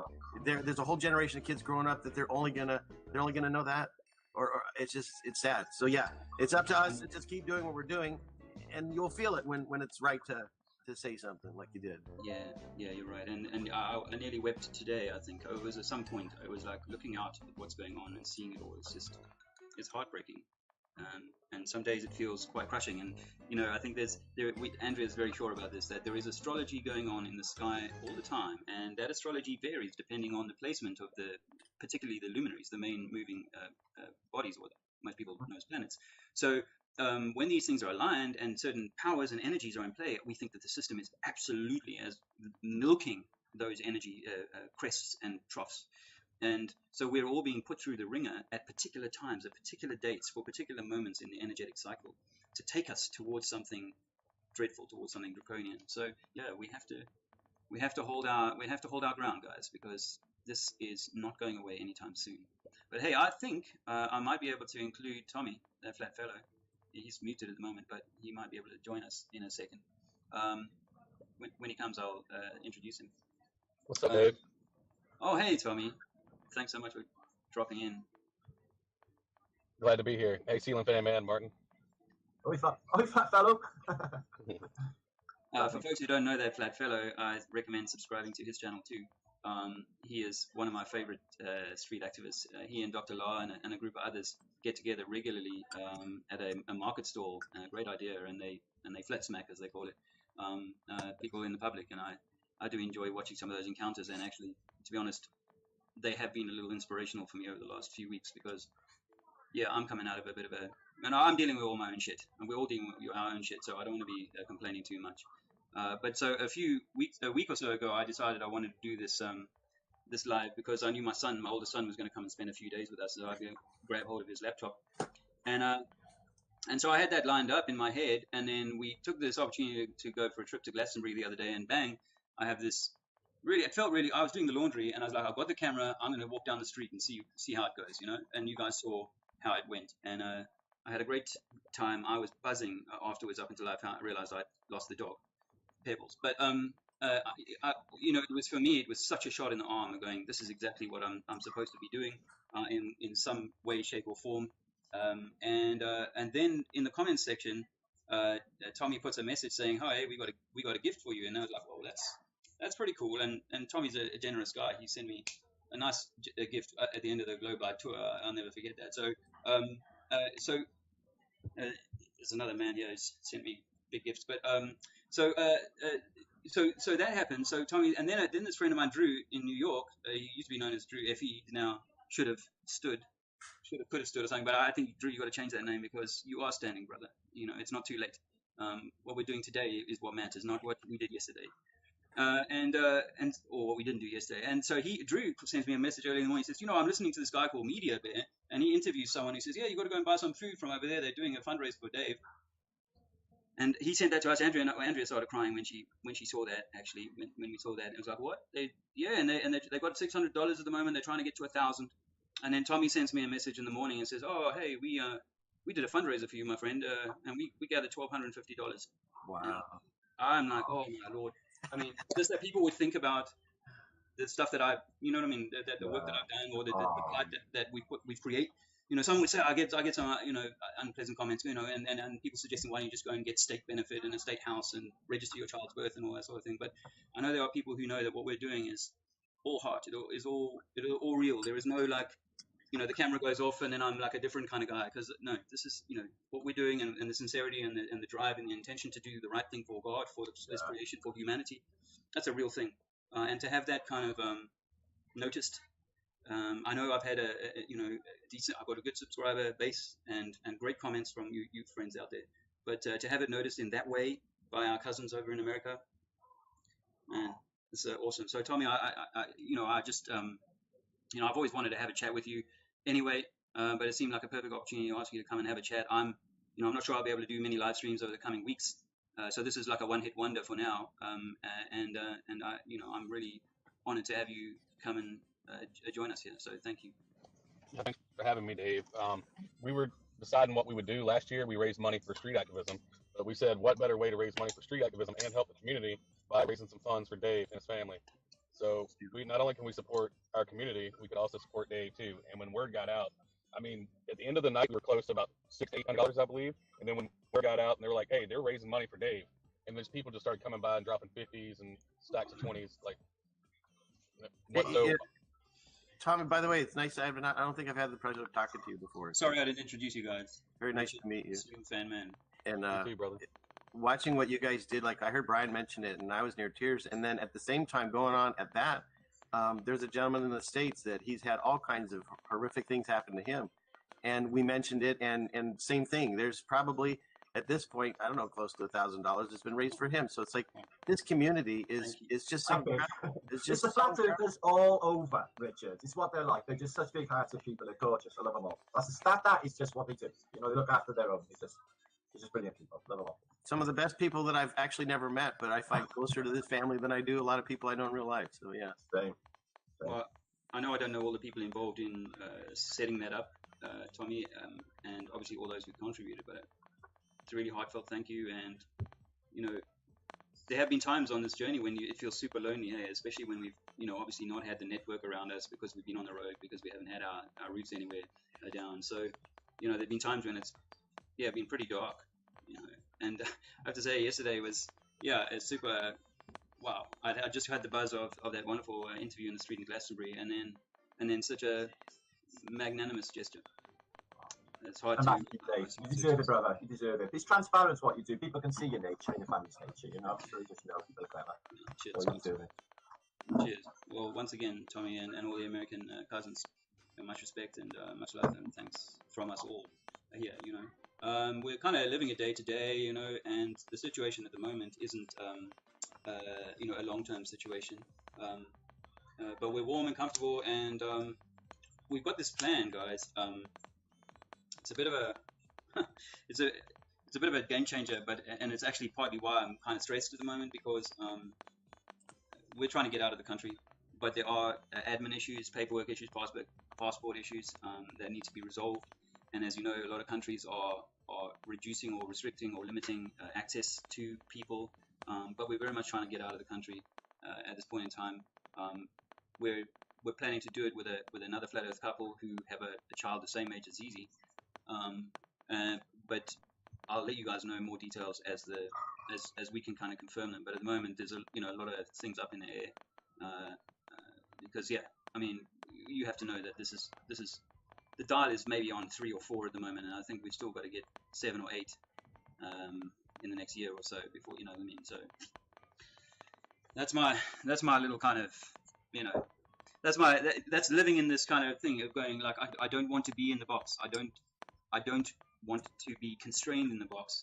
I want to be. That's why we've gone to Portugal. We wanted to be away in the mountains where we could raise Alexander in a way that wasn't all the, as you say, Rich, mask face, and and all the other inconveniences that come with it, and then the ability to be sort of more self-sustainable and so on. But I just want to come back to like the activism and to the kindness expressed. Firstly, to anyone in activism, go and do it. I would say find your way and find ways to do it, because it needs people doing it in small groups, or in one-hit wonders, whatever. It needs to be done like that, because big group things are probably going to be hard to come by, and most people are so caught up with the current things that they're not going to be hearing some of what we're trying to tell them. That's one of the frustrating things, is we have all the information and the facts on our side, but they don't even want to listen to it because they're so controlled.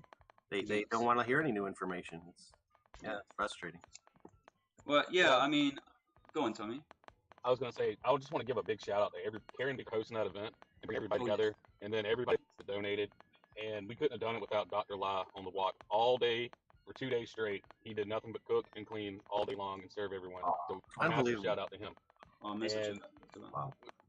And to go on what you guys were talking about, the Kakalaki crew was there. I don't know if you guys know, we're in South Carolina here, and we go out in large groups, 20 to 30 people sometimes, doing our street activism down there at the market. And we've had 50 different people, since it started, with just me holding up signs asking about flat Earth, and word got around, and now 20 to 30 people have come out there at a time with us. And it's just such a blessing to be in an area with so many woke people and to be a part of this community, and everyone's so supportive. And we are changing minds here in this area. We'll talk to people, and when they leave the table, a lot of times they walk up with a mask. When they leave, it's down. And they'll even come up and talk to us about Law's cooking, because he'll cook right there at the table, and they'll say, you can't cook right now like that. You need to be, wearing protection with everything going on. And by the time we get done talking with him, he's rolling a burrito in his hand and handed it to him, and they're eating it right there with the mask off. So that's fantastic. That's fantastic. Yeah, you are inspirational out there. We've gotten to the point where there's restaurants in this area that say we do not comply with any mandates or ordinances in the area, and one of the places even has up a billboard saying we do not require the mask to shop here. So we have made massive strides in our community, and we just hope that we can inspire everyone else to do the same thing, because Dave, you inspired us, man. You're the reason why I got out there, and I would never have done without watching your stuff. Thanks so much for saying that. Thanks so much for saying that. Well, you are doing wonderful things, and yes, I wanted to say, credit to Karen and the team who pulled that off, because the things are so tight around here. I didn't expect you guys to get that point where you were able to kind of get any kind of gathering together. So it was awesome that she had the courage and support to get that done. And Dr. Law, big thanks, brother. I'll definitely have a chat with you sometime on the live stream, and we can chew the fat, as it were. But do you feel like you're making good progress in your area, and you would inspire others? Go and subscribe to Flat Palo. And I think what I like about your style is that you're so calm and so unemotive about delivering the information. I know you're also quite a large man, so that probably helps you looking down on everyone. But your style is awesome. I appreciate that, Dave. That means a lot coming from you. Oh man. Well, we learn from each other, and we're meant to be, supporting one another and so on. I think I was gardening yesterday, and I thought this is what the world is missing, is that we're meant to be in cooperation and not competition. The system has been so designed for us to want to compete, and rather than cooperate in order to kind of, so that everyone can flourish. So, that's awesome. Awesome. Well, thank you so much for all of that, and thank you, Andrea's here. I think she wants to say thank you too. Yeah. Yeah, obviously I was a bit taken aback because it came as a big surprise. Actually, really humbled by the gesture, and it made me cry. The money obviously is amazing, and we're so grateful for it. But it's the feeling that you have these people who've got your back, people that are there for you, and at a time when it feels really lonely. It felt hard sometimes to feel like we're walking this, and a lot of it we have to walk on our own because we are on a path. But to have, like you said, Richard, people that you feel like are your family, it's it was really, really, really humbling moment, and good. We're obviously navigating fairly funky energy, so it's 1 minute you feel one way and the next minute you feel another. So, but just a real big thank you. Means more than you'll ever know. And to Caribbean and the crew that organised the event, wow, how awesome it must have been to be together, because we miss communing a lot, and when we do get the opportunity to be with fellow people who are in the same mindset or vibration as us, it feels really, really good. So just to have that sort of message come from that far away was just, it was like a shot of good vibes. So thank you very much. Thank you for doing what you did on the Globe Live Tour. You guys deserve all the good blessings that come your way. And what you guys did on the Globe Live Tour, that inspired us here in the United States. We did a little mini Globe Live Tour as well. We hit 9 cities in 9 days. Not as dedicated as what you guys did, but man, you guys are inspiring us day after day, and hopefully that we can just pass it on to someone else. Ripples in the pond. That's all we can do. Sure, those feel like good days. Those feel like good times, because we would not be able to do that right now. So that was it was really hard, but oh wow, it feels like a lifetime ago as well. But we saw some of the stuff you did after we finished on the tour, and awesome. Yeah, indeed. But it's nice to be able to do activism in your own language, though. I have to admit, it's a little tricky in foreign languages, but we did our best. I just want to say, guys, I've misplaced my glasses, so I can't actually read the comments section. I'm really sorry about that. So I have been clicking on some kind of names that I could recognize, but I have no idea what. I have no idea what. That's actually why I'm here, because he needs me to read the. Yeah, Andrew can read some of the comments for me, but I'm sorry, and so apologies for that, but things are a little disjointed around here. But you know what's funny? Because I have glitches that happen all the time on my live streams and stuff. And I come downstairs and I'll say to my wife, "Oh, I messed up here or there. I rambled here or there." And she's laughing. She's like, "No, that's people like it. We're human beings. None of us did this as a career. This isn't what I wanted to do. Go on these screens and have a bunch of my family and friends in real life disown me and stuff. No, we had to speak the truth that we were being told, and we put it out here, and we don't know what we're doing, and it shows. But it makes it human, and it's way better than any television I've ever watched in my entire life." Absolutely, Rich. You're one of the most human guys that you present on YouTube. That's what I love about you. It's like you're talking to a mate on the phone. It's just a very natural. You just say what's on your mind. You don't mind being that guy in the classroom, just saying whatever he thinks. So. Just whilst we're talking, Mighty Atoms saying Dave and Martin, hi. But who are the? Can you tell us who the other two well, are? if you're late to the stream, then on the left beneath me is that flat fellow, Tommy, and Richard, the ceiling fan man. These are friends that I've brothers really that we've adopted each other, I think, over the last year or so, year and a half. And I made contact with Richard because he was looking into Mount Meru. I think it was that you were looking into Mount Meru, and I'd made some connections a few years earlier about the possibility of Mount Meru being in Kilimanjaro, because there was a Mount Meru there, and it's a whole long story. But that's how we made contact. And Tommy was a guy who was a massive vocal and contributor to the Globe Live Tour, and then has sparked a bit of a revolution in his part of America with his activism, and his activism is great. So please check his stuff out. He puts out content quite regularly, and they tend to be short kind of clips of people getting a dose of hard news, good news, or whatever. So that's who that is, and most people who are in my channel know Martin Leake, of course, and he's someone who I met. Right. Well, I mean, I was following before I had this channel. I was on my David Mantle channel, and that's where I started, watching flat Earth stuff. And and I was watching Flat Earth unfold in 2015, and guys like Martin were already sort of prominent, already putting content out. So he was one of the bigger name guys, certainly in the UK, at that time. And then I think we met the first time at the first UK tour. I mean, what do you call it? Convention. Yeah. 2018. And shot the breeze a bit there, and then we've met a few more times since then. Yeah. And of course, I love his work on Tartaria. The amount of images and stuff him and Lee and the crew there come out with, it's just phenomenal. It is phenomenal. It is. But for anyone that doesn't know me, I've said this before. I take the content from like these three smart people, and I kind of dumb it down with comedy. See, I even brought a pipe so I could look a little cool like Martin Lidke, And Sherlock Holmes, Sherlock Holmes. I have different ones. I wasn't sure if I should go with the corn cob or I've got a really long Sherlock Holmes one, but it's down. No, corn cob's good. But no, I woke up to whatever this nonsense is going on. I started speaking my thing too, and of course, like I showed earlier, and you guys weren't on screen. Do we even have Martin's book here? And Trinity, I got to get yours, Dave. I haven't bought that yet, but that's okay. Mine is a war story, and it's not. It's a different kind of genre. Remember, I lost your first book, David. I missed it. You went and run to your car to get me another one. Oh God. Yeah, that's true, man. Yeah, I know it's true. And I was just about to go as well, and you run to go get it for me. He does a lot of running with you, Martin. Oh yeah. He ran for I don't understand how a man can run like that. It's his years. No offense.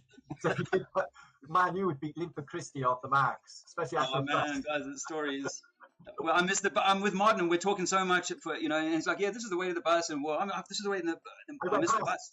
I missed the bus back to London, and it's the last one until I'm going to get home very late. I don't want to miss Alexander's bedtime and all this stuff, and Andrew's going to be pissed off with me. Well, it was Jessica's birthday the next day. And my daughter's birthday the next day. And you were upset, though. You were really upset. He was panicking. And I had to run to the buses, and I saw the bus, and I actually ran in front of the bus and stopped the bus in the street, right? And then they all applauded when you got on. They all applauded. Yeah, I did, because the bus. But then I thought he was going to stop just up the road, but he drove on for almost a mile because there was another bus stop just out of town, and I had to. How did you make it to that stop? I think my heart's already starting to kind of feel the strain of that day. Again, no, thanks for reminding me. Yeah, Mandela, though, you touched the wrong spot. It's in the middle now. Yeah, it's over there. Yeah, damn, yeah. Yeah, well, that is a good memory, actually. And actually, for friends who don't really know, well, you guys who maybe are newer subscribers to the channel, you won't know that this whole backstory to me actually going on the Globe Light tour, oh my lord above, the story behind me actually being on that tour would make a book all by itself, or a short story at least. But to keep it short, like that when I missed the bus, that was like the Friday, and on the Wednesday before, Robin lifting the lid said to me, "Why don't you go and meet them? Why don't you go and go and do some activism in Cardiff, and Mark Sargent will be there and blah blah blah." And I was like, you know what? Fuck it, I'm going to set aside all the bullshit about who Mark Sargent is and all this sort of crap. Then I'm going to dial back 2 days. Just 2 days before that, I'd said to Robin previously, I wasn't going to the UK convention. I was shutting all of that stuff out. And 2 days before, I phoned him and said, "Hey, listen, would you still give me a ticket? Would you still let me come to the convention? Because I was going to be a speaker there, right? Would you still let me come? Because I really feel like I need to go." And it was at that going that I spoke to Jason, and he said, "Would you guys be still willing?" Because I'll be honest with you guys, truthfully, I had expected the Globe Light Tour to approach me and say at some point in the year and say, "Hey, are you going to come on the bus with us?" Because the guys who were organizing it had seen me the year before. They knew what I could do, right? So I'd kind of been expecting the call. And even in a conversation I had with some of the people in July, they'd not even bothered to mention it. So I was like, fuck it, I'm not, whatever. And I think there maybe have been one or two people that weren't necessarily keen on me joining the tour. Anyway, Jason says, we could do with someone. And my wife said, Andrea says, we're not going on tour. We're not going on the camper van. Okay, so we're not going on the camper van.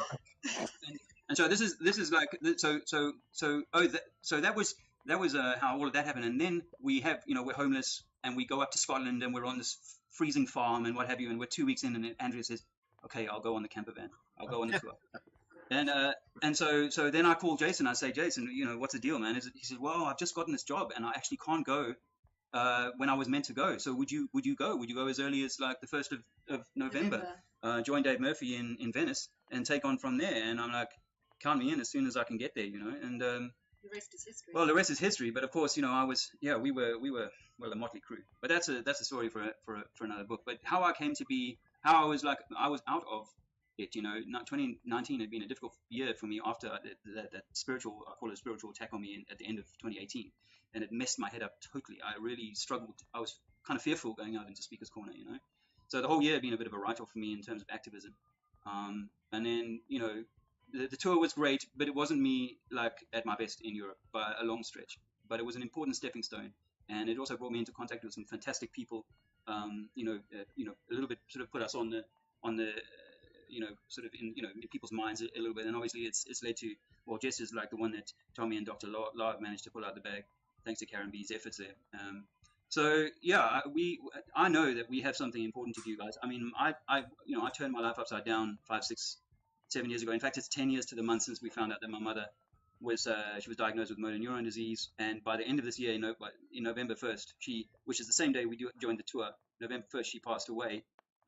With me on the phone, saying goodbye to her as she died. The plane had just landed in South Africa, but she was dying as the plane was taxiing into the parking lot. And Andrea she was with my mother, and she put the phone to my mother's ear, and I said goodbye to her. Then that's 10 years ago, and that was the catalyst that set this whole journey of writing my original book, my book about the war. And then stumbling into an opportunity to spend a year researching stuff I'd never looked at before, the truth stuff, you know. So Andrea nearly divorced me because I spent 18 hours a day for more than a year just totally immersed in a new field of research. And in that period, obviously, I stumbled into the flat Earth. And so it got to a point where I was like, damn, we have to talk. Good men have to stand up, because if we don't, evil will prosper. And you are good men, and that's why I'm happy to invite you, because you are standing as we should.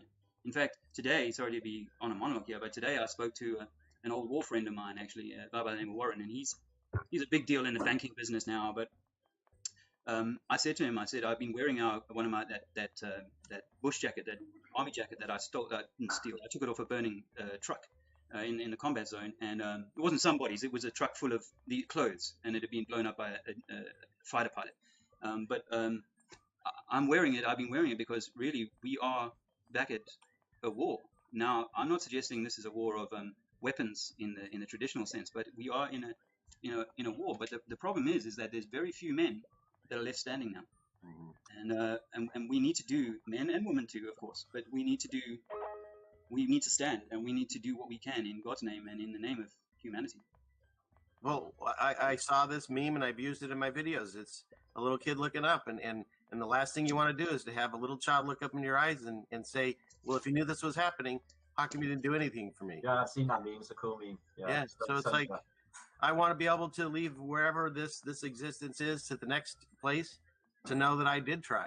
And that little kid didn't look up at me and say, why didn't you do anything? Even though most of my kids think, they love me, but they think I'm nuts. And I'm standing up for their rights that they're losing every day. And they don't realize it. They don't see it at all. They think, crypto and all these other things are going to save them. And it's all part of the same system. It's just relabeling it.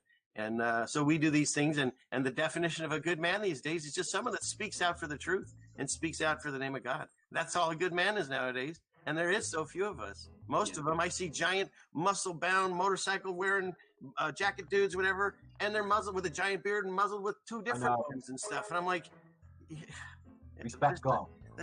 The costume doesn't match the interior, because this is what you find is that oftentimes, and this is one of the surprising things about the last year is that people whose exterior gave you the sense that they were real men and they were going to stand up. Yeah.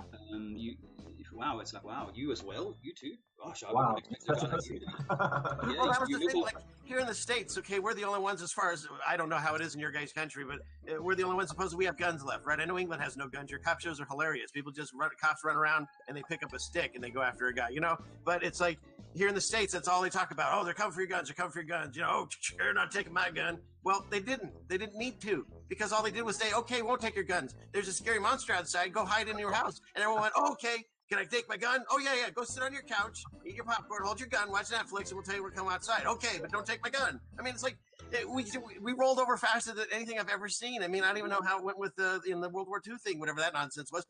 We're rolled over so fast here. It's sad. I'm embarrassed in the country. I am. It's mind-blowing. They're going down to the shooting range with their mask. Yeah, exactly. Yeah. We saw elderly people walking in a graveyard with a mask on. We couldn't turn the car around fast enough to take a picture. I wanted to, but it's like, come on, what are you doing? Like, so bad.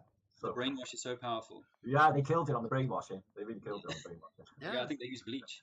I think they did. We don't watch telly. Maybe they flashy thinged everybody watched Queen's speech or something. Yeah. They all got one thing in common. They all watch the television. Well, it's image making, isn't it? They just have to give you enough images of something, and then you start to believe it to be true. So yeah, and keep repeating it, and it'll become true. Yeah, and because we're essentially all traumatized at some sort of level, or have had life anyway. We're all traumatized from life anyway. No doubt. Yeah, exactly. And so traumatized mind control. You just have to make people feel afraid, and you have to offer them that image enough times and the right words, and you will. You know, we're creators. Essentially, we're all creators, and we will co-create that new reality from the images and our trauma. Because the biggest tool they have is guilt. If you make someone feel guilty, then we'll always do. Because essentially, we're loving beings, but we're traumatized loving beings, and we don't, and we're afraid of death. What do they say when you can come to terms with death? When you can come to terms with death, when you're not afraid of death, then you can actually start to live. You know, what we're seeing is people that are incredibly afraid of death, and also how separated we are from God or the Creator, or whatever you want to call the Most High, the Source. But we are so separated from that and each other, which is essentially the same thing. That we don't have faith that we have that creator power. But boy, oh boy, we do, and we're seeing it happen just not in the way that we want, really. And you know, that's what Dave and I think part of our mission or our guidance has been, is that we are hopefully going to help you know, be on that path where we can show people that there is we are divine beings, we are creators. It's hard, and at the moment the noise is quite loud when it comes to the other side. So we're walking a really narrow path at the moment, and so I just want to send my love to everyone, because I am there with you when it comes to how hard this can be at times. You know, we're a bit of a roller coaster ride when it comes to the emotions that we have to confront. But I think it's calling us all to find our courage, and our authenticity, and to connect back to what's really real, and that is our divinity, really. 100% agree, Ange. 100% agree. Yeah, we are definitely co-creators. That's why I really police my thoughts and care for what I'm thinking. I don't think anything bad about other people or anything exterior. And if I'm plagued by my own doubts, then I try to sort that out too, because that's where we fall. It's doubt. It's doubt, definitely. Doubts will, you know, like they just bombarded them with this negative entity that everyone's just made into fruition. Now everyone's actually living it. It's almost as if they want to. You know, it's like they're bad whites, some bad news. You know, if you switch a television off, they feel the itchy need to put it back on because they're bad whites, bad news. It's a sort of entertainment in a way for them, guys. It really is. They don't sport anymore. They pull the plug on any entertainment. All they have to think about is this all the time. And they were a hypochondriac nation anyway. You know, you could tell them they have anything they'd have believed in. So they nailed it. They knew that people were going to be petrified. You know, this is a different. They just stopped lockdown. You know, it's a completely different vibe to a year ago when they lifted lockdown. I noticed this time everyone's talking to one another. Everyone's much. Last year was like ghost town, and lockdown was over. It's like everyone come out, but they were still petrified at that stage. They were literally. You know, I don't know how they've all felt, because I haven't felt any of it. I haven't even got involved in any of it. So it's all rubbish. But today was really lovely, the way people were interacting. It was, you know, really, everybody was out, and I've seen hardly any masks, you know, in my area. People are pretty safe. Yeah, so, yeah. No, but you know, Andrew's right. We're traumatized from the moment we're born. What do? They sever the connection to mom, and then they start injecting the kid in the feet, which is like the most sensitive spot, with all kinds of nonsense. And then they give you a bill in the United States. Right now, I think our debt clock means we're almost about $500,000 in debt the moment you're born. And they give you a receipt. They call it a Social Security card and say, here you go. You now are a slave for $500,000. Most of it's owned by China, but it doesn't matter. But yeah, they traumatize us from the second we're born.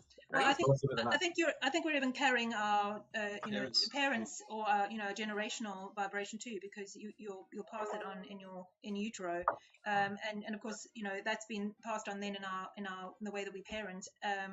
Not to say that I'm insinuating for a second that parents are trying to do their best and in the most loving way. I know that is always our intention, but I know for sure that I have transferred some of my beliefs and my behavior patterns and conditioning to certainly to my older children, and yeah, it just continues. I mean, if you think about the generation that's probably most affected at the moment, will be the ones that went through the Second World War, and of course after that they were told to just, oh, now come, you're out of it.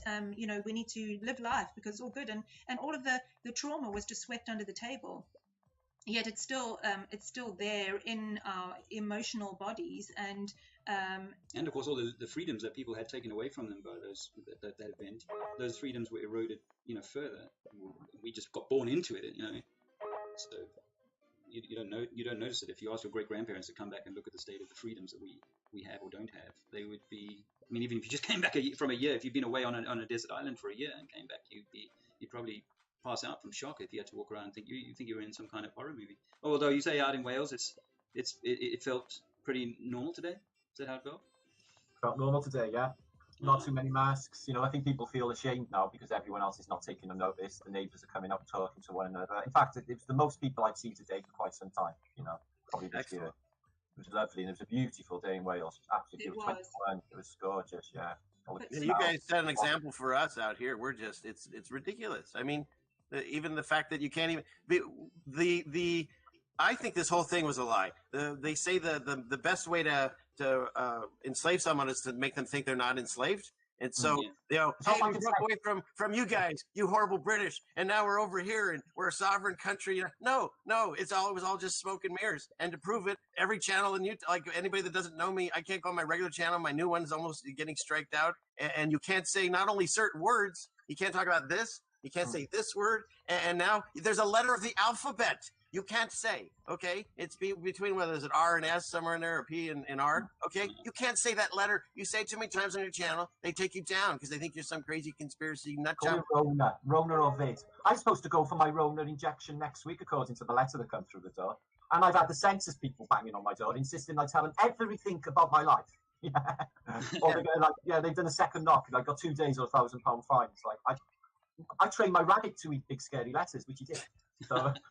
So we have no free speech. We just pretended we did. We thought we did, you know. Yeah. And we walk around. I got a constitution. I would walk in and say, now if you actually have a constitution, you're a radical, and it doesn't even matter because they can do stuff to you, and then you can have a day in court and you'd win. However, the courts are all jammed up because of the nonsense. So you know, it's an endless cycle spiral, whatever you call it. And you're kind of rural where you are now, Richard. You're quite a rural area. Do you feel like it's different from being in the rural area, or it's similar? I would say I'm not in a country rural area. I'm in a smaller town. Okay. But the area that I'm in the Pacific Northwest, they're very I don't even know how to put it, but they're the people that think the planet's dying and all this stuff. And so it's really funny. For a while there, they're all like, oh, we got to get rid of all plastics and all this, right? And bags and straws and get all that. And then this, I called it Canadian, came, and everyone started putting all these masks and gloves on, and then they just throw them all over the ground, like the environment. Screw that, we don't care anymore, you know. But they're walking around on the beach with these things on. They're driving by themselves. I see a guy riding a bike wearing it, you know, outside. If this plague was real, they would make them a help. That would be illegal to chuck these masks everywhere. The whole world, the whole plane is covered with these stinking masks. Yeah. Well, my wife was a nurse for 30 years, and if they had something that was like environmentally hazardous, they had these special red bins, and you stick it in there, and they got incinerated. Why don't we have it all over the world? It should be everywhere. On the end of your street to put your mask in. Why haven't they got that in a plane? Exactly. Yeah, people hang them from their rearview mirrors or on their dashboard, like the dirtiest part of the car. And I took a photograph. I took a photograph Christmas of a Christmas mask tree, and it had 8 hanging on it. And I took a photograph of the tree. There was just 8 masks hanging on it. One for every day of the week. Yeah. Wow, look at that. My mother was an intensive care nurse for many years in my childhood, and so she worked with some of the sickest people around. And there was never ever a thought about her bringing anything, concerning home or anything like that. Yeah, they don't think like that. But how about you, Tommy? Are you more rural out in Georgia, or is it just because you said people are a little bit more open-minded? Do you feel? Yeah, everyone around here seems to be very open-minded. I'm in rural South Carolina, and in a town with about a population of under 300, and you couldn't see a neighbor if you wanted to out where I'm at. So wow. And South Carolina just passed a new mandate where we're authorized to form militias. So wow. This is a very woke area. Everyone in the community seems to be moving down here from, Bobby County and Globebusters and Baldini heading this way now. There's just a lot of flat earthers here in this area, and it just seems to be a very woke, safe place in the country where everyone knows what's really going on and no one here seems to care. It's just life is normal. All the businesses are open. Everywhere's hiring, and I just feel so bad for people in other areas. And we're out changing the minds of the people that are still the holdouts. But I always think to myself, if you want to change, you got to get out and change. That's an example. So that's what we're doing here. And you are a fantastic example of it. So, actually, while I'm thinking about American activists, I haven't seen Josh for a while. Authentic Intent. Is he still okay? Is he still doing work out there? Do you know? I have not seen him in a while. Oh. Yeah. Well, if anyone knows him, please send him our good wishes, because I know he's got his own health challenges, but he's been one of the bravest, longest-serving activists that I can think of. Aside from the English guys like Harry, Marilyn Spirit Level also, as far as I know, kind of fell off the. She was doing such great work trying to get out there and antagonize people a bit. But best wishes to anyone who's doing activism. I think it's essential. It starts in a small way. But I think if you can get to a level where you're like Tommy, where you're delivering information in an interesting but impassionate kind of way, where it's not like the early days, or our friend Zoom Truth, Dave, who I've been trying to get on my channel for a while. If you're listening, Dave, much love to you, my friend, and I would have you on anytime. Squirrel Sniper says he has gone off YouTube but still doing stuff. Who, Authentic? I'm not sure. He didn't say. He just said he has gone off YouTube. Well, anyway, best wishes to all of them. So if you can, because in the early days we were a little bit kind of frantic sometimes in the bear pit, with some of that. It's hard to get used to in the beginning. People kind of abusing you a bit. So I admire, because for me it was a bit of a journey of self, kind of, teaching myself to be. Josh, you said. More, to be more kind of controlled. And just about the information, and trying not to get too bogged down in straw man kind of arguments and so on. Anyway, that's enough from me. I have a question for you, Dave. I have a question for you. Yeah, go ahead. So I got this theory now in my head. So you know how we've discussed before, the three-dimensional toroidal field, all that stuff.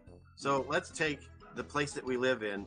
Let's say the ball shape would be a firmament all the way around, and in the middle is the area we live on. That's the flattish plane. Below is the shale, hell, whatever, and above is the heavens, right? And it's all within that sphere.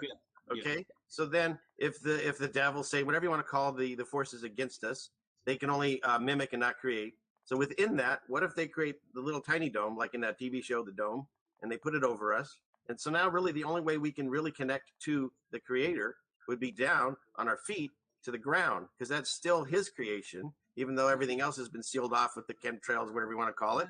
And so when you find out where you live and you take your rubber-soled shoes off, because every single shoe, even slippers, have rubber soles, like the Beatles say, which stops electrical fields. So if you take your shoes off and you touch the ground and God exists and where you live, maybe that is a way you can reconnect through all the nonsense and get out of this devil's little tiny mini-me. I don't know. What do you guys think? You're smarter. I grant every day I make it a thing. I grant. And I'll do this. You're smarter than me. What do you guys think? Well, I tell you what, that's a fascinating concept, the idea that they've put a capsule over the top. But I totally get the need for earthing, and we love doing that. We haven't had the same kind of disciplines of doing it all the time, but I highly recommend it. Earthing, sun gazing, touching the trees, touching the electrical, all the things that are giving off natural electrical impulses from below. So I just want to, without going too deeply into what I think about. Before you carry on, can I just say on the beach, because there's something incredible about the shoreline. Yeah, it's the waveform. Yeah, it comes in and touches, and then it goes away, and the waves goodbye as it's going. It's just the wave function of this place. It's like the heartbeat of the planet. Yeah, it's why people went to the seaside to convalesce, because they would get that good energy. Anyway, you can feel the heartbeat of the sun and everything, the pulse of it, and with the waves coming in, and you feel the whole waveform of this place when you do that, isn't it? Yeah, because you're also getting the air and the smell and the water and everything. Yeah, it's a great place. Well, yeah, thanks for reminding us that. Yeah, and I think the ether is richest, and it's more dense at the water level. But it's almost like the yin yang sign. That line between the yin yang sign is kind of like if you think of it like that, it's like the beach. It is the point at which the hard and the soft, the water and the magnetism, or the electrical and the magnetism kind of connect in our plane. I'm hearing like a little scratching sound from one of the microphones. I don't know if that's a ceiling fan you've got running there or something. I'll turn mine off. Tell me if you hear it. Yeah. No, it's still there. Yeah, I hear it, but it wasn't me. No, it wasn't you. All right, you got 3 other choices. Hopefully, okay. Oh, Mark Melvin's in the chat. Hey, Mark Melvin. I Tommy actually wanted Rogers. to ask Mark to join us. Actually, if I didn't send you that email, I'm sorry, but Yeah, Hey, Tommy Mark's a guy Rogers. I like talking to. Tommy Dave, Rogers, hey. I Obviously, just wanted to Carl say one Jordan. thing before I head back to work, guys. I appreciate everything all of you do, not just Dave and Andrea and Martin, Richard, but everyone in this community and all the support. We couldn't have done this for Dave without all the support of everyone around us. And, we don't mind putting in a little bit of work. You guys, have our backs and show us the support and the love. And when we're out here talking to people, remember, you were in their shoes, 3, 4, 5 years ago, believing the exact same thing. So love one another and treat them the way that you would want to be treated if somebody approached you with this information. So that's all I got to say. And thanks for having me on here, guys. Thank you, Tommy. Before you go, I just want to say a big thank you to my wife because, to be honest, I wouldn't have made this journey without her. She has been quite hard in some ways. She's admitted herself to be like, I've had to drag her kicking and screaming along some parts of this journey. But I know that part of how I was able to make this connection with all of you and to make this work was because I had her by my side, and that we were a team and that we were the Trinities. We had this little boy. It just we are just regular people, a family, trying to make the world a better place, one conversation at a time. Dr. Law's in the chat now. Oh, hey, Dr. Law. Just a huge, huge thank you for all your effort doing all that cooking, man. You are unbelievable. Yeah, thank you very much. It means more than words can say, really. We were so humbled. It actually brought me to my knees. So yeah, just thank you so much. Thank you so much. It means so much. But thank you to everyone actually, because it's that energy from everyone in the community really that we feel, and it keeps us wanting to carry on really. Yeah, absolutely. Yeah. Absolutely. There's that noise again. And Tommy, before you leave, it's a pleasure meeting you, and I hope to meet you in real life soon. Yeah, no, I'd love to meet you guys, Tommy and Dr. Law. Sorry to interrupt you there, Tommy, but to meet you guys, Karen B and Brian Stavely and all the good people out there. I'd love to do that and say we could kind of come and hang out, but the world's a little bit of a different place right now, and we'll have to do it online for now. But hopefully someday, brother, we'll get to have a bear hug. All right, I'll catch you on the flat side. All right, brother. Lots of love. Cheers, brother. Bye-bye. Take care. Thanks, Dr. Lai, as well. Hey, man, you are a legend, and your kind of continued efforts in the doing your activism and just being a presence in the community is huge. Obviously, you came to our attention back on the Globe Light Tour for sure. And actually, he just said something that has to be the mantra for today. I want to be the change that I want to see. Mm-hmm. And we all have to shine our own light to be that change. Because we all do that, then you start to see the change. Yeah. So yeah, I want to be the change that I want to see. Awesome. Thank you, and thanks, Dr. Lara. We spoke about if anyone who's just late in this, we did speak quite extensively about the generous contribution and how that came about over at the Solar Return. Annabelle says, I think the noise is a bunny chewing on a wire. I'm actually answering her now as you speak. I do believe it's coming from the center screen, though, because Martin hit something and I heard it. So I think it's something you hit that bounces, like a microphone or something. I don't know. Yeah. No, I think he's got a hamster in there somewhere. Well, I won't have to write it now, you said. Annabella, no, it's not. We checked, actually. Yeah, totally right. No bunny. Okay. At least you're close. Yeah, old Nick, nice to see you. We spent a bit of time with old Nick and his family at Glastonbury, and that's how that lovely interview came about. And just by the way, guys, that interview that I had with that family in Glastonbury, one of the young lads, Archie, he subscribed to the channel, and I think he might have been watching some of, or may even be watching now if he is. Lovely to kind of have him join me. What a lovely conversation with a very interested family. So it was a bit of a joy there. Sorry, someone said, Martin, it's a bunny chewing. RT said it's a bunny chewing a census letter. No, that's gone. Yeah. So I want to get back to answering that question you have, Rich, because I have some fascinating, what I believe to be fascinating insights about how all of this works. So I have this sense that the primary energy in our universe, well, one that we all recognize is the wave. We were talking about waves just now, but can you imagine this wave if you had to turn and face the east? You're standing on the inside of your apple now, as you were describing earlier on, and you had to turn and face the east. In the morning, you would see this rising wave coming towards you, and the wave would continue to rise until it peaked at midday, and then it would descend past you. So imagine it was water, but this is like what we see as the sun. Okay. Now, how the sun works is another conversation altogether, but But this is one of our primary, and everybody knows this form of energy, and it has a positive, negative, or a hot, cold, red, blue effect. You know, you have the moon and you have the sun, so you have these dual waves coming towards you from the east. That's what we can tell. When we do the Schumann resonance and we look at what the Earth is, what's rising up out of the Earth, we find that there is indeed energy, negative ions they call it, but is energy rising up through the Earth. Now, I can't go into it in too much detail, partly because I've forgotten it, and partly because I might bore the heck out of some of the folks listening. But I will in time do a proper lecture on this using peer-reviewed science to say that I think, Rich, that there is only two primary directions of energy travel. One is coming this way, and one is going up. Mm-hmm. Now, because we're in a triple torus system, this apple is like a torus system, that when the energy rises, it actually does hit into this black hole splay and then kind of come down. And so it gives us another source of energy that is descending on us, but it's almost like a secondary energy that's coming, because the primary energy is a rising energy. All in quantum physics, that's what they talk about, is that we've got these I think the term I'm going to use is gluon, but it's not that. It's something else. You're describing like a firework in my head. Right? Yeah, I mean, in a way, that's how it all is that everything is emanating upwards, which is why trees and everything grow upwards. Right. Everything is pushing up. All the energy is pushing up. But just like a pineapple, as you'll notice how the pineapple's spikes at the top actually kind of come around like this. Well, they're actually starting to that's the energy kind of coming around to create that traditional idea of what is a torus. Is that you've got energy firing up, and then it kind of spools around, and it can do this, and it can create this toroidal movement. But actually, the primary sources of energy are coming up, and then you've got the day-night energy. When God gave us light, then this was the secondary energy that comes in. And the reason why you've got solid hot at the bottom and liquid cold at the top is primarily because as this photon of light smashes into the underside of our universe, it slows right down to become almost solid, if you like. And then light always, then once it's been slowed, begins to speed up and return to light speed. And as it does that, then it loses solidity and eventually becomes into the blue light. And so it becomes, like the ether, it becomes the air. That's hopefully not too much information, at the same time not unclear. But ask me anything else on that. Well, what I see, what you're saying is it kind of still ties into my thought, because, so let's say the inertia or whatever, the initial energy, the strongest energy is coming up.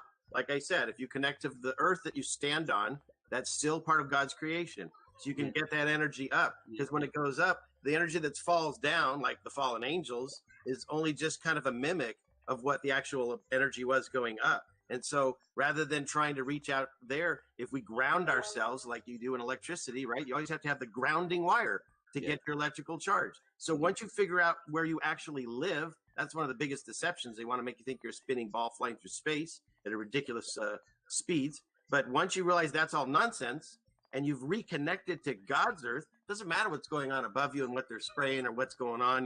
There's all kinds of theories what's happening. But the ground you stand on, that's God's earth. So when you can reconnect to that original energy, that's how I think we all get more empowered. And the more you disconnect from that, it's like unplugging a lamp. It's going to turn off its power. And so if you live a complete life that you're in the machine, and you're in an apartment maybe in a big city, and you haven't seen a plant in God knows when, well, you're getting really disconnected. You don't know where your food comes from. You won't be able to sustain yourself if all the main systems get shut down. And that's all God's saying is like, figure this out and reconnect to nature. Okay, so let me add to that. And so we all know that the main heart chakra is green.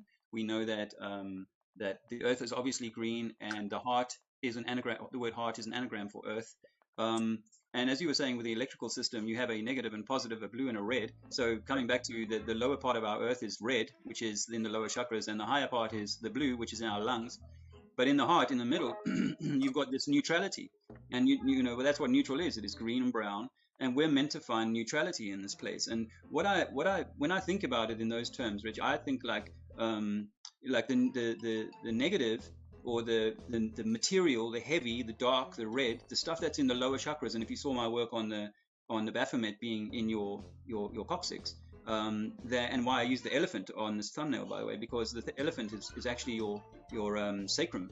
And this is part of what is damaged when you're born with the stab in the foot, right? So the elephant has a fantastic memory. That's what the elephant is known for, right? So your sacrum, I think, has a fantastic memory, and it remembers all of these traumas, and the system is designed to try and keep you in that lower red state. On the flip side of that, it says, oh, you've worked out or you've walked away from that lower red state. We're going to offer you a higher blue state. So this is where people get super spiritual, super like into religion and all that sort of thing, perhaps. And so instead of again being in a neutral state, they're now in a super blue state. And I think this is what they do in politics, and this is what they do in a whole raft of other things, is they move you from blue to red. They categorize certain peoples as blue and red. And they always keep you out of balance, because that's what politics is choose a side, left or right. There's no center. Well, there is, but that's just some fake heart. It's not the real deal. So we are meant to be connecting to the earth. Absolutely. We're meant to be earthing the green. We're meant to be living around green, with green, smoking green, if that's your thing. Finding balance, neutrality, Zen, perhaps, is a word I used earlier today. I think it's that, because everything that's out there, everything that's raged against us, is trying to pull you into the sky or pull you down into the ground. Mm-hmm. Yep. I had to up my game because he's got a Zippo, so Maybe I need to maybe. I got to do something to wisen up my face with these other two brilliant men. So. No, we're all brilliant men, and the thing is that we all have different talents. Something that I saw in Martin was his talent for his kind of research, and I've never once thought I want to try and emulate, what he does, because he's good at what he does, and I'll work on the things that I'm good at, and then together, we'll be better. I'm not going to try and chase his thing, and even if we were in the same kind of space, it would be hopefully more like a cooperation and a collaboration. Something that I realized in my journey away from the material world, not that I'm away from it, but away from that kind of material mindset, right, is that this need to be the top dog or whatever is kind of almost like a manufactured thing, and quite early on in my journey on this thing, it was like, I'm just going to do my bit. I'm going to lay it out and just let the journey unfold in its own way. So, that's why I don't have any other like social media presence. I tried Facebook, until a few years ago, but I don't have any media. I don't try and push myself, into chat rooms and stuff, too much. It's not like I'm trying to I'm just like letting it unfold naturally, and what will be will be. Well, just how the fact I even met you, I was looking into a picture in a book that was given to me that had a different flat Earth map, and it had Africa as the center north, and that's when you reached out to me about the whole. I was looking at Kilimanjaro, and you were looking at Mount Meru, which I still find that whole area. I know there's nonsense going on there, because if you look up the mountains of the moon, and it was a mountain range that went all the way from the River Nile all the way through, the middle of Africa. And yet when you try to look into it, they say it was a potential, like no one knows. It's a folktale. Like, how do you not know if there's a mountain range there or not, and multiple mountains? How is that like a potential we don't know? Like, look it up today. They still don't know. It's a mystery. How do you miss a mountain? It's on my map on the wall still. It's on my map on the wall still. It's on my map on the wall still. Oh, you still have the mountains of the moon? Yeah, it's still on some maps, but they're now like you can go. There's Kong Mountain Range in northern Guyana in the modern day, but like I think that's just taking off what would have been a bigger mountain range, the one through the Sahara. But yeah, I looked into that. There's so much mystery going on there, and Dave and I did a whole thing about most likely Mount Kill a Man, Jaro, whatever, coincidence. That's most likely could be where Satan's throne is, because as you were just discussing your energy fields, that lines up to the Bible when God sees Satan, he's like, where you been? And he's like, I've been walking back and forth and up and down or whatever. Well, those are the same fields you just talked about. And he can't be everywhere at once. He can only mimic him, so he's got to walk around. So what does he do? He enlists all these things. He's got all these devices that watch us and listen to us. And that's how he can do the same thing as God, at least in his miserable way he can. That's the way I see it. Oh, I gotta use the mic. That's where I see it. I love your take on that. So are you of the view that the let's call it, okay, so we know we have this power elite, if you like, or you have a ruling classes, or you have a ruling system. Right. Do you think that the ruling system takes its orders from a non-human type? Oh, 100%. I mean, what do they say in that one Star Wars movie? There's always a bigger fish.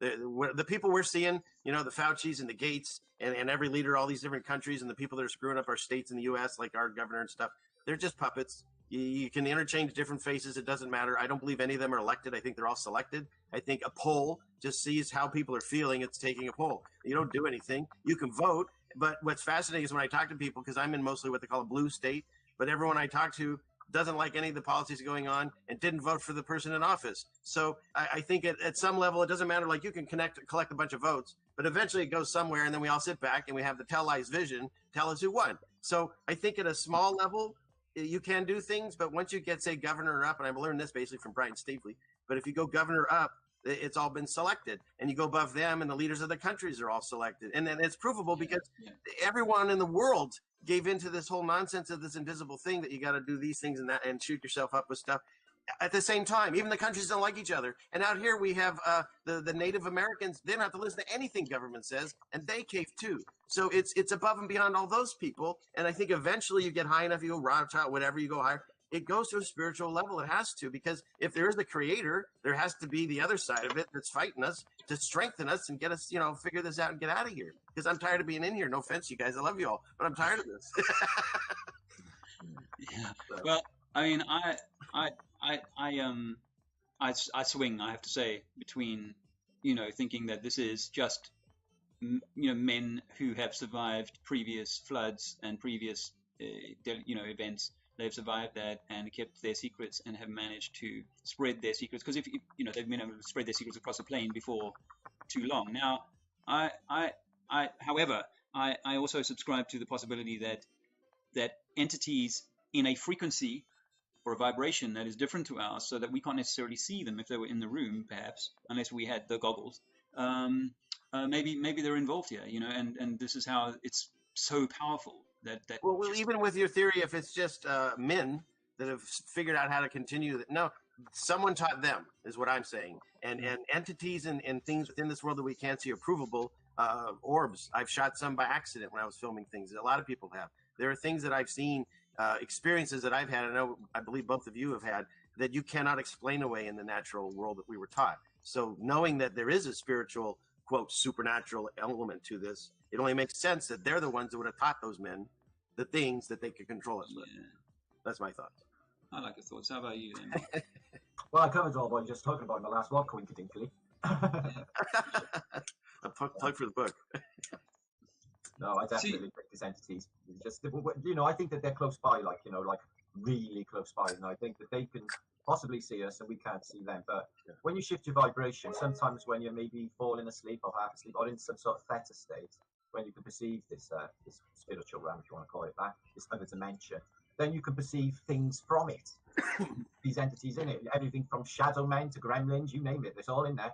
The fairy kingdom, the whole thing, these multi-dimensions that are really close by. But I think this one where they emanate from, the controllers, Phoenicians, if you like, is very, very close by. Actually, I think it's locked in the water that we breathe and the way, because we're in liquid vision here. I know people don't think we're in water, but we are.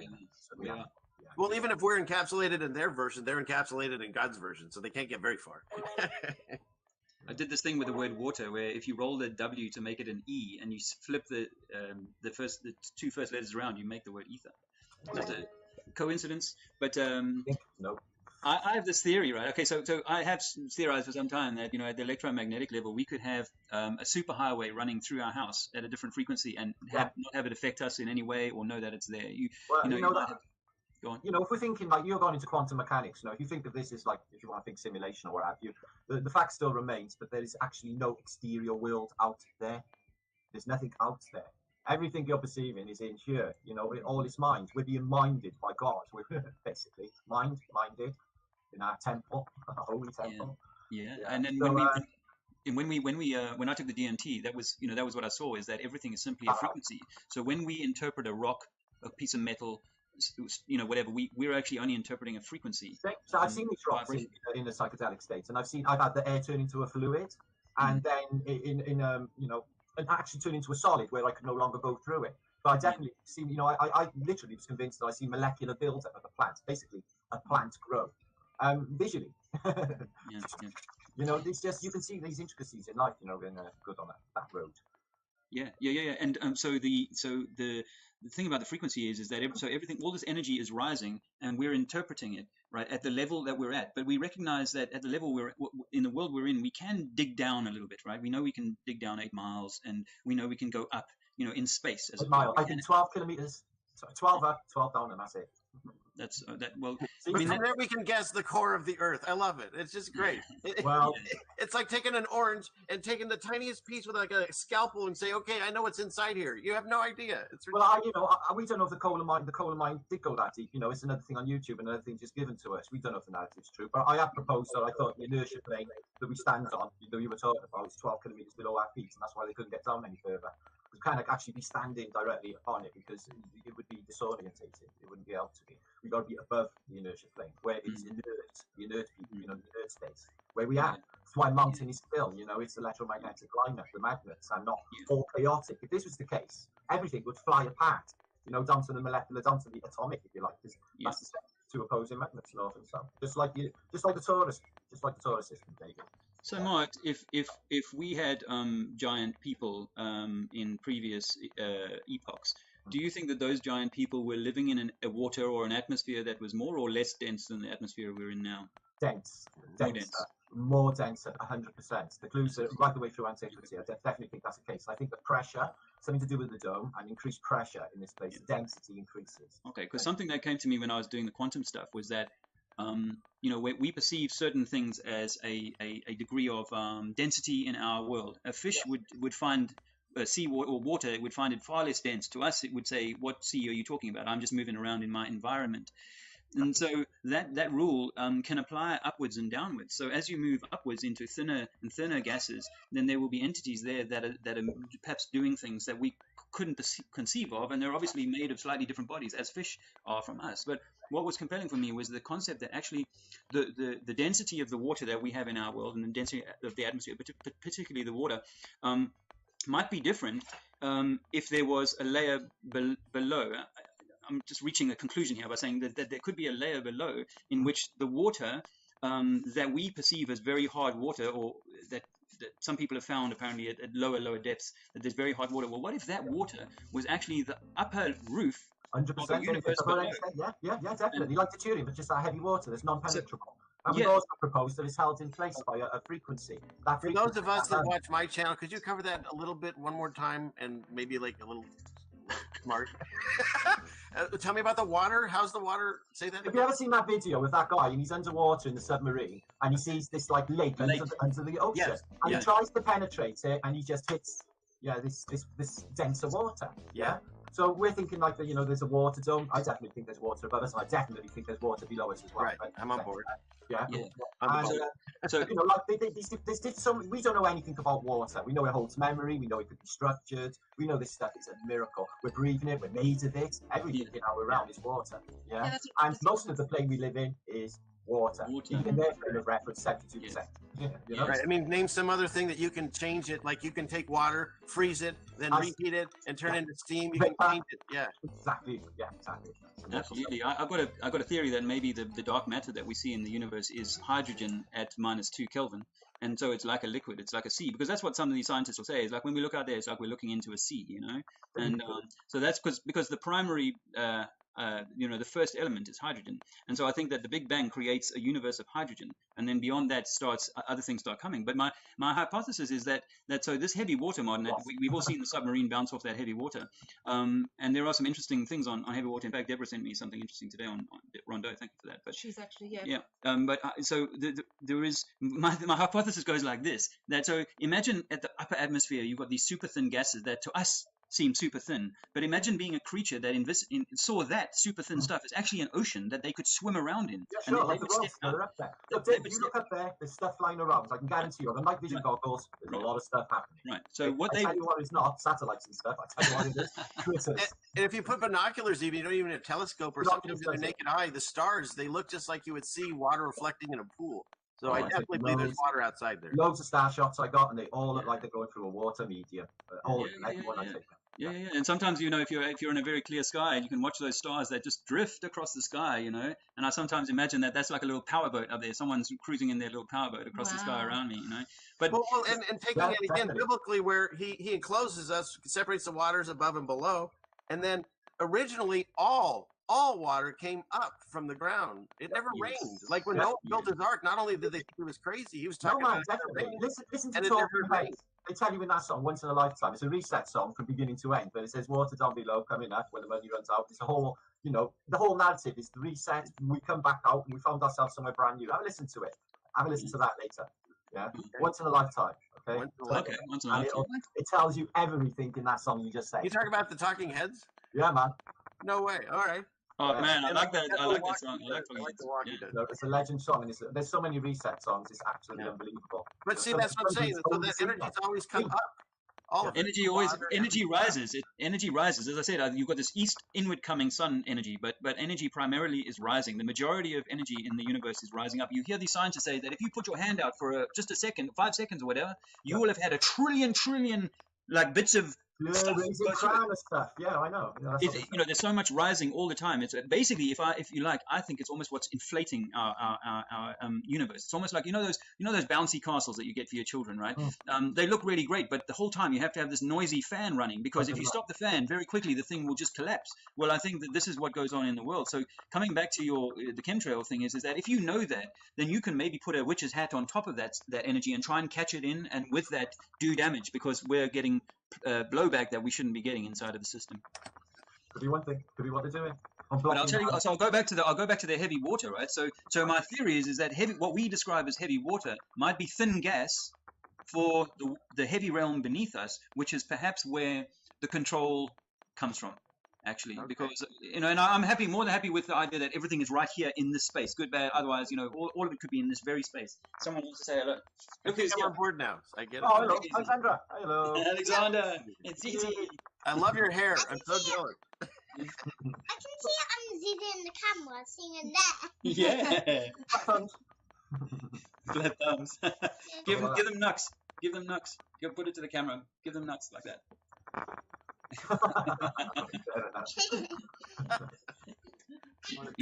He's my flat earth baby. Hey, he was a conscious decision at the age of 49. I said, you know what, we're cleaning ourselves up, and if we fall pregnant, it's because I'm meant to have a child. I felt like it was going to be a boy, but didn't want to say that until he arrived. So yeah, he's very much a conscious decision to do something different in the world, But yeah, so going back to that, my theory is, obviously I have a number of theories that sit side by side, but this theory is that you've got the heavy water we see below us is actually a gas rising from the heavy world below, and that's why I was interested, Martin, in what we were saying about how the environment would have been for the people that were so big that could build the things they built. Because I think that it's possible that the world shifts up or down. Like sometimes you've got those pole rides that you go up or down. It does, David, in all of their ancient culture. They tell us that this place rises and this place falls. And I think this as well. So we get inundated. Yeah. And I think we get shaken, and I think we even get tipped, as much as it sounds crazy. Because some of these monuments look like they're tipped over. They're just phenomenally big, like Baalbek. The water to cause this unbelievable damage you see these sites. It was more going on. And terrible earthquakes as well. And mudslip. And earthquakes. When's the next one? When's the next one, Martin? You guys should know. They don't need to. They just don't need to. I think the system's broke. I don't think they can reset again now since they've been discovered. I think this is what this pandemic has all been about. Trying to get control again before everyone. Like they're panicking now. They're like, oh shit, everyone's going to wake up. And they just made it worse for themselves as well by doing this, because nobody's going to trust their governments all more now, because we lied to, transparently lied to. And so I think this has been great for the awakening. I think they've lost control completely. I think the people are in control. I know the leaders think that they're leading, but they're not really. They're not really. The people, if they wanted to, just take it back like that overnight. Overnight, we could take it all back. If they just had the courage, David, just get off their ass and take it back. No one would be hurt. Yeah. It's just a whole restructure of society, and the vibration would be so high that we'd all perceive a new reality anyway. It'd be like the Celestine prophecy times 10. That's the way I see it, David. But it could. I realize you can't. They would never, like we used to think. Oh, they're going to unplug YouTube and all that. No, they'll never do that. That's what happened in that movie They Live. As soon as they turned off the TV, everyone woke up and they could all see the monsters, and that's why they never take this down, because that's the only place all this nonsense and fear lives. And if you were to shut off all the televised visions, that's why they're not doing a massive power outage or anything yet, because they need these people still watching this. Otherwise, they don't believe the nonsense. Exactly right. They've got to keep the brainwash fresh. Yeah, until whatever it is, I don't know if there's a day when they shut it down and then they bring on whatever. Who knows? That's why you armor up in the spirit of God. But the thing is, it's like they're going to keep pushing it. And if you walk outside where they're trying to keep you from going, You don't see bodies in the streets, and why isn't everyone like picking up their phone going, lost another 10 contacts today? Damn, this stuff is horrible. No, and if you look at the death rates, you can do this on multiple websites. They haven't changed in 4 years. So where are all these extra deaths? No, they're nowhere. Sorry. It's blue in the common cold. Yeah, the flu's gone. Woohoo! Yeah, I got a video taken down the other day, but I think I was talking on these topics, but I think it was because I used the supermarket's name, and they're very quick on that's negative, But if people haven't heard me do this, I went onto the Office of National Statistics database and got their 100 years of data, and a higher percentage of people died in this country, in the UK, in 1985 than 2020. But yeah, if you break the UK down to a village of 1,000 people, you would have had one more death than the average over the last 5 years. So it's really not a good reason to shut anything down in that case. And you know what's up in the United States? Deaths from alcohol, substance abuse, spousal abuse, child abuse, suicide, all that, right? But well, let's lock down everything because like 0.01% are dying in a nursing home, most likely because something. I can't even say it. I don't want to mess up. You're doing the right thing, and we're saying the right things because if you look at this, never in my life have I seen with 112 people, 75 thumbs down. So you're over the target. That's fantastic. Wow, Dave. What's that all about? That's a bit of a high point for me, actually. And this channel, I've never seen this. Wow. Well, I've obviously attracted some new friends, I guess. But Only one person with loads of 75 soccer accounts could do that. Yeah. Only one person could do that. 75 soccer accounts. Oh, I know. I just think it's hilarious that they're that upset with us. And the funniest thing is, even if you have someone that doesn't like what you're saying, they have to listen, right? So maybe they'll learn something. Because I don't listen to what they have to say. The line doesn't care about those things. They're listening to us all the time. It's kind of funny. No, they were saying there was 25 yesterday, Downs, before it even started. Yeah, they got a bunch of hate today over your picture of an elephant. I figure a lot of people don't like elephants. I mean, how do you hate our show before it starts? Soccer accounts, I think. But guys, I mean, the elephant in the room is like belief. I think I keep, and I won't harp on about this, but I feel like there is so much attachment to belief. There's nothing wrong with having, I'm not saying we shouldn't have any belief in anything, because there is an element of needing to believe in certain things, I think, perhaps, but it's like a belief that says that you must say this or do this or whatever. It's a little bit like with what they're doing in 2020. It just feels like that belief systems have been used to trap us, and we have to test ourselves to be sure, test all things and be sure that we aren't like caught up in belief. It's a tricky subject, and people I care about very much. One of the first Muslim flat earthers I met was a lovely guy called Wazim, and I know that he's not going to leave his, and I don't know that people necessarily have to leave it, but I just feel like division it comes from religion and belief and stuff like this, and if it wasn't powerful, it wouldn't have been used against us. So what do you guys feel about belief? Well, I think self-belief is important. I think the rest is just no. Yeah. Just look at the definition of Google, the definition of the meaning of the word belief, and then you realise it's just believing in nothing. It's just a belief system. It's not a real thing. But like believing in yourself, I think that's something else. I think that's a completely different idea. I mean, in a way, I suppose we can kind of know ourselves, and there's things like friends. I've said that. I believe in you. I believe in the friends. When they're coming on strong or something. I believe in you. I said that. And see, and where I make the separation, I guess, in my head is because I came from not having any religious background. In fact, I've actually picked up a Bible and started reading a few years back, and I never even looked at one before. So my spiritual journey started without a religion, without a book, and I made my connection. And the difference I see is I believe in myself. I believe in you guys or my friends or my wife, and I have faith in my Creator. And that's how I separated, I guess, because now that I've known this connection, it doesn't matter what a book tells me or a YouTube video tells me. You can try to convince me to the end of days, which we're in, but you can try to convince me whatever you want, but you can't change my experiences and my connection because it didn't come from a book and it didn't come from a religion. So that's the way I see it. It's a faith. Yeah. Well, I like that, and I like that about your search into the Bible. I admire the way that you're handling that. There's been a few people who've been willing to stand up and say, look, this stuff is good, but there's some key elements of this that require belief that is divisive. Well, when I look at it, see, I read it as, you ever watch that movie Beetlejuice? and they die, and they give them the Book of the Dead and say, here you go. Well, I kind of feel that the same way. So I don't like say, oh my God, I got to have this or I won't be able to do nothing. No, I can talk to God all the time. You know, it's usually a one-way conversation. He's a good listener. He doesn't talk very much, but I found he talks, but he talks really quiet. And everything in the world that's so like you got squirrel, you know, and you're always this, that, and the other, got to do a job, you got to do this, that. So you don't hear him. And if you take a moment, you go outside and you just get rid of all the electronics, you take your shoes off and you just sit and you listen. He's talking to you, and you've had signs and stuff, and look back in your life. Every time that you thought something was lucky, wow, that was such a lucky thing, or what a coincidence. And throw that word out and add the word blessing in place of it, and see how many times you say it. And then you realize he's there. And once you do that, well, then all the rest of it just kind of, it goes away. Can you get affected in this world? Absolutely. I'm dealing with stuff, everyone is. But you can get out of it because you can have that faith to know that there's something more. There's a spiritualness. It's not all about monetary things or even what's written in a book. This is just a guideline. I've been reading this because I'm finding things that have happened. You can line up things that are going on now, and then I'll look at, well, maybe this is what's happening in the future. Because even if you don't believe in it, a lot of the people that are trying to do the opposite, they're reading it. It's like that Sins of War. What's that thing? You know thy enemy. You might as well read it, at least figure out what they're reading, because those people believe in it. They're doing ceremonies and stuff. So that's how I look at it. It's a guide. It's not my spirituality. It doesn't exist in there, but I use it because there's a lot of good information. I use that to code it. I decoded in my last blog. I take passages for clues of what they're telling us. You know, I think there's clues right the way through that, definitely. But you're absolutely right. It's another way to divide people. They want us all fighting all the time. So now you get some people that get together and they agree on something, but now we're going to argue over this book or that book, or what do you call them? You know, don't use this name, use that name. It's ridiculous. You just got to get past all that. But it's tough because that's how we were born and raised, you know?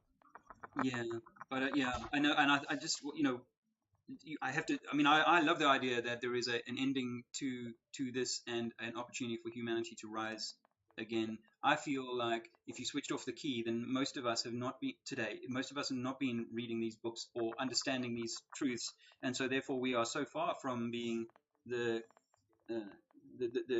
lights that we're meant to be. So if you open the prison gates, so to say, then you know it's a little bit likely that a lot of the prisoners are going to rampage and go crazy.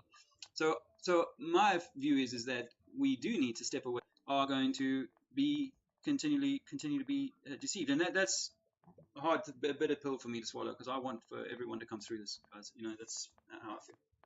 Yeah, and like I said, I read this because, and a lot of times I just put it on an app. I can listen and do other things because it's weird. It seemed my life. And when I start looking into it, it usually helps my path. Hey, you can say what you want about a book written by men. Go, wow, that really connects with my life right now. And they take it out of everywhere and they fight over it and they die over it. And so there's something there. So at least look at it. What could it? And actually, all the stuff you guys have spoken about, it will use guilt, and it will in our head is our ego.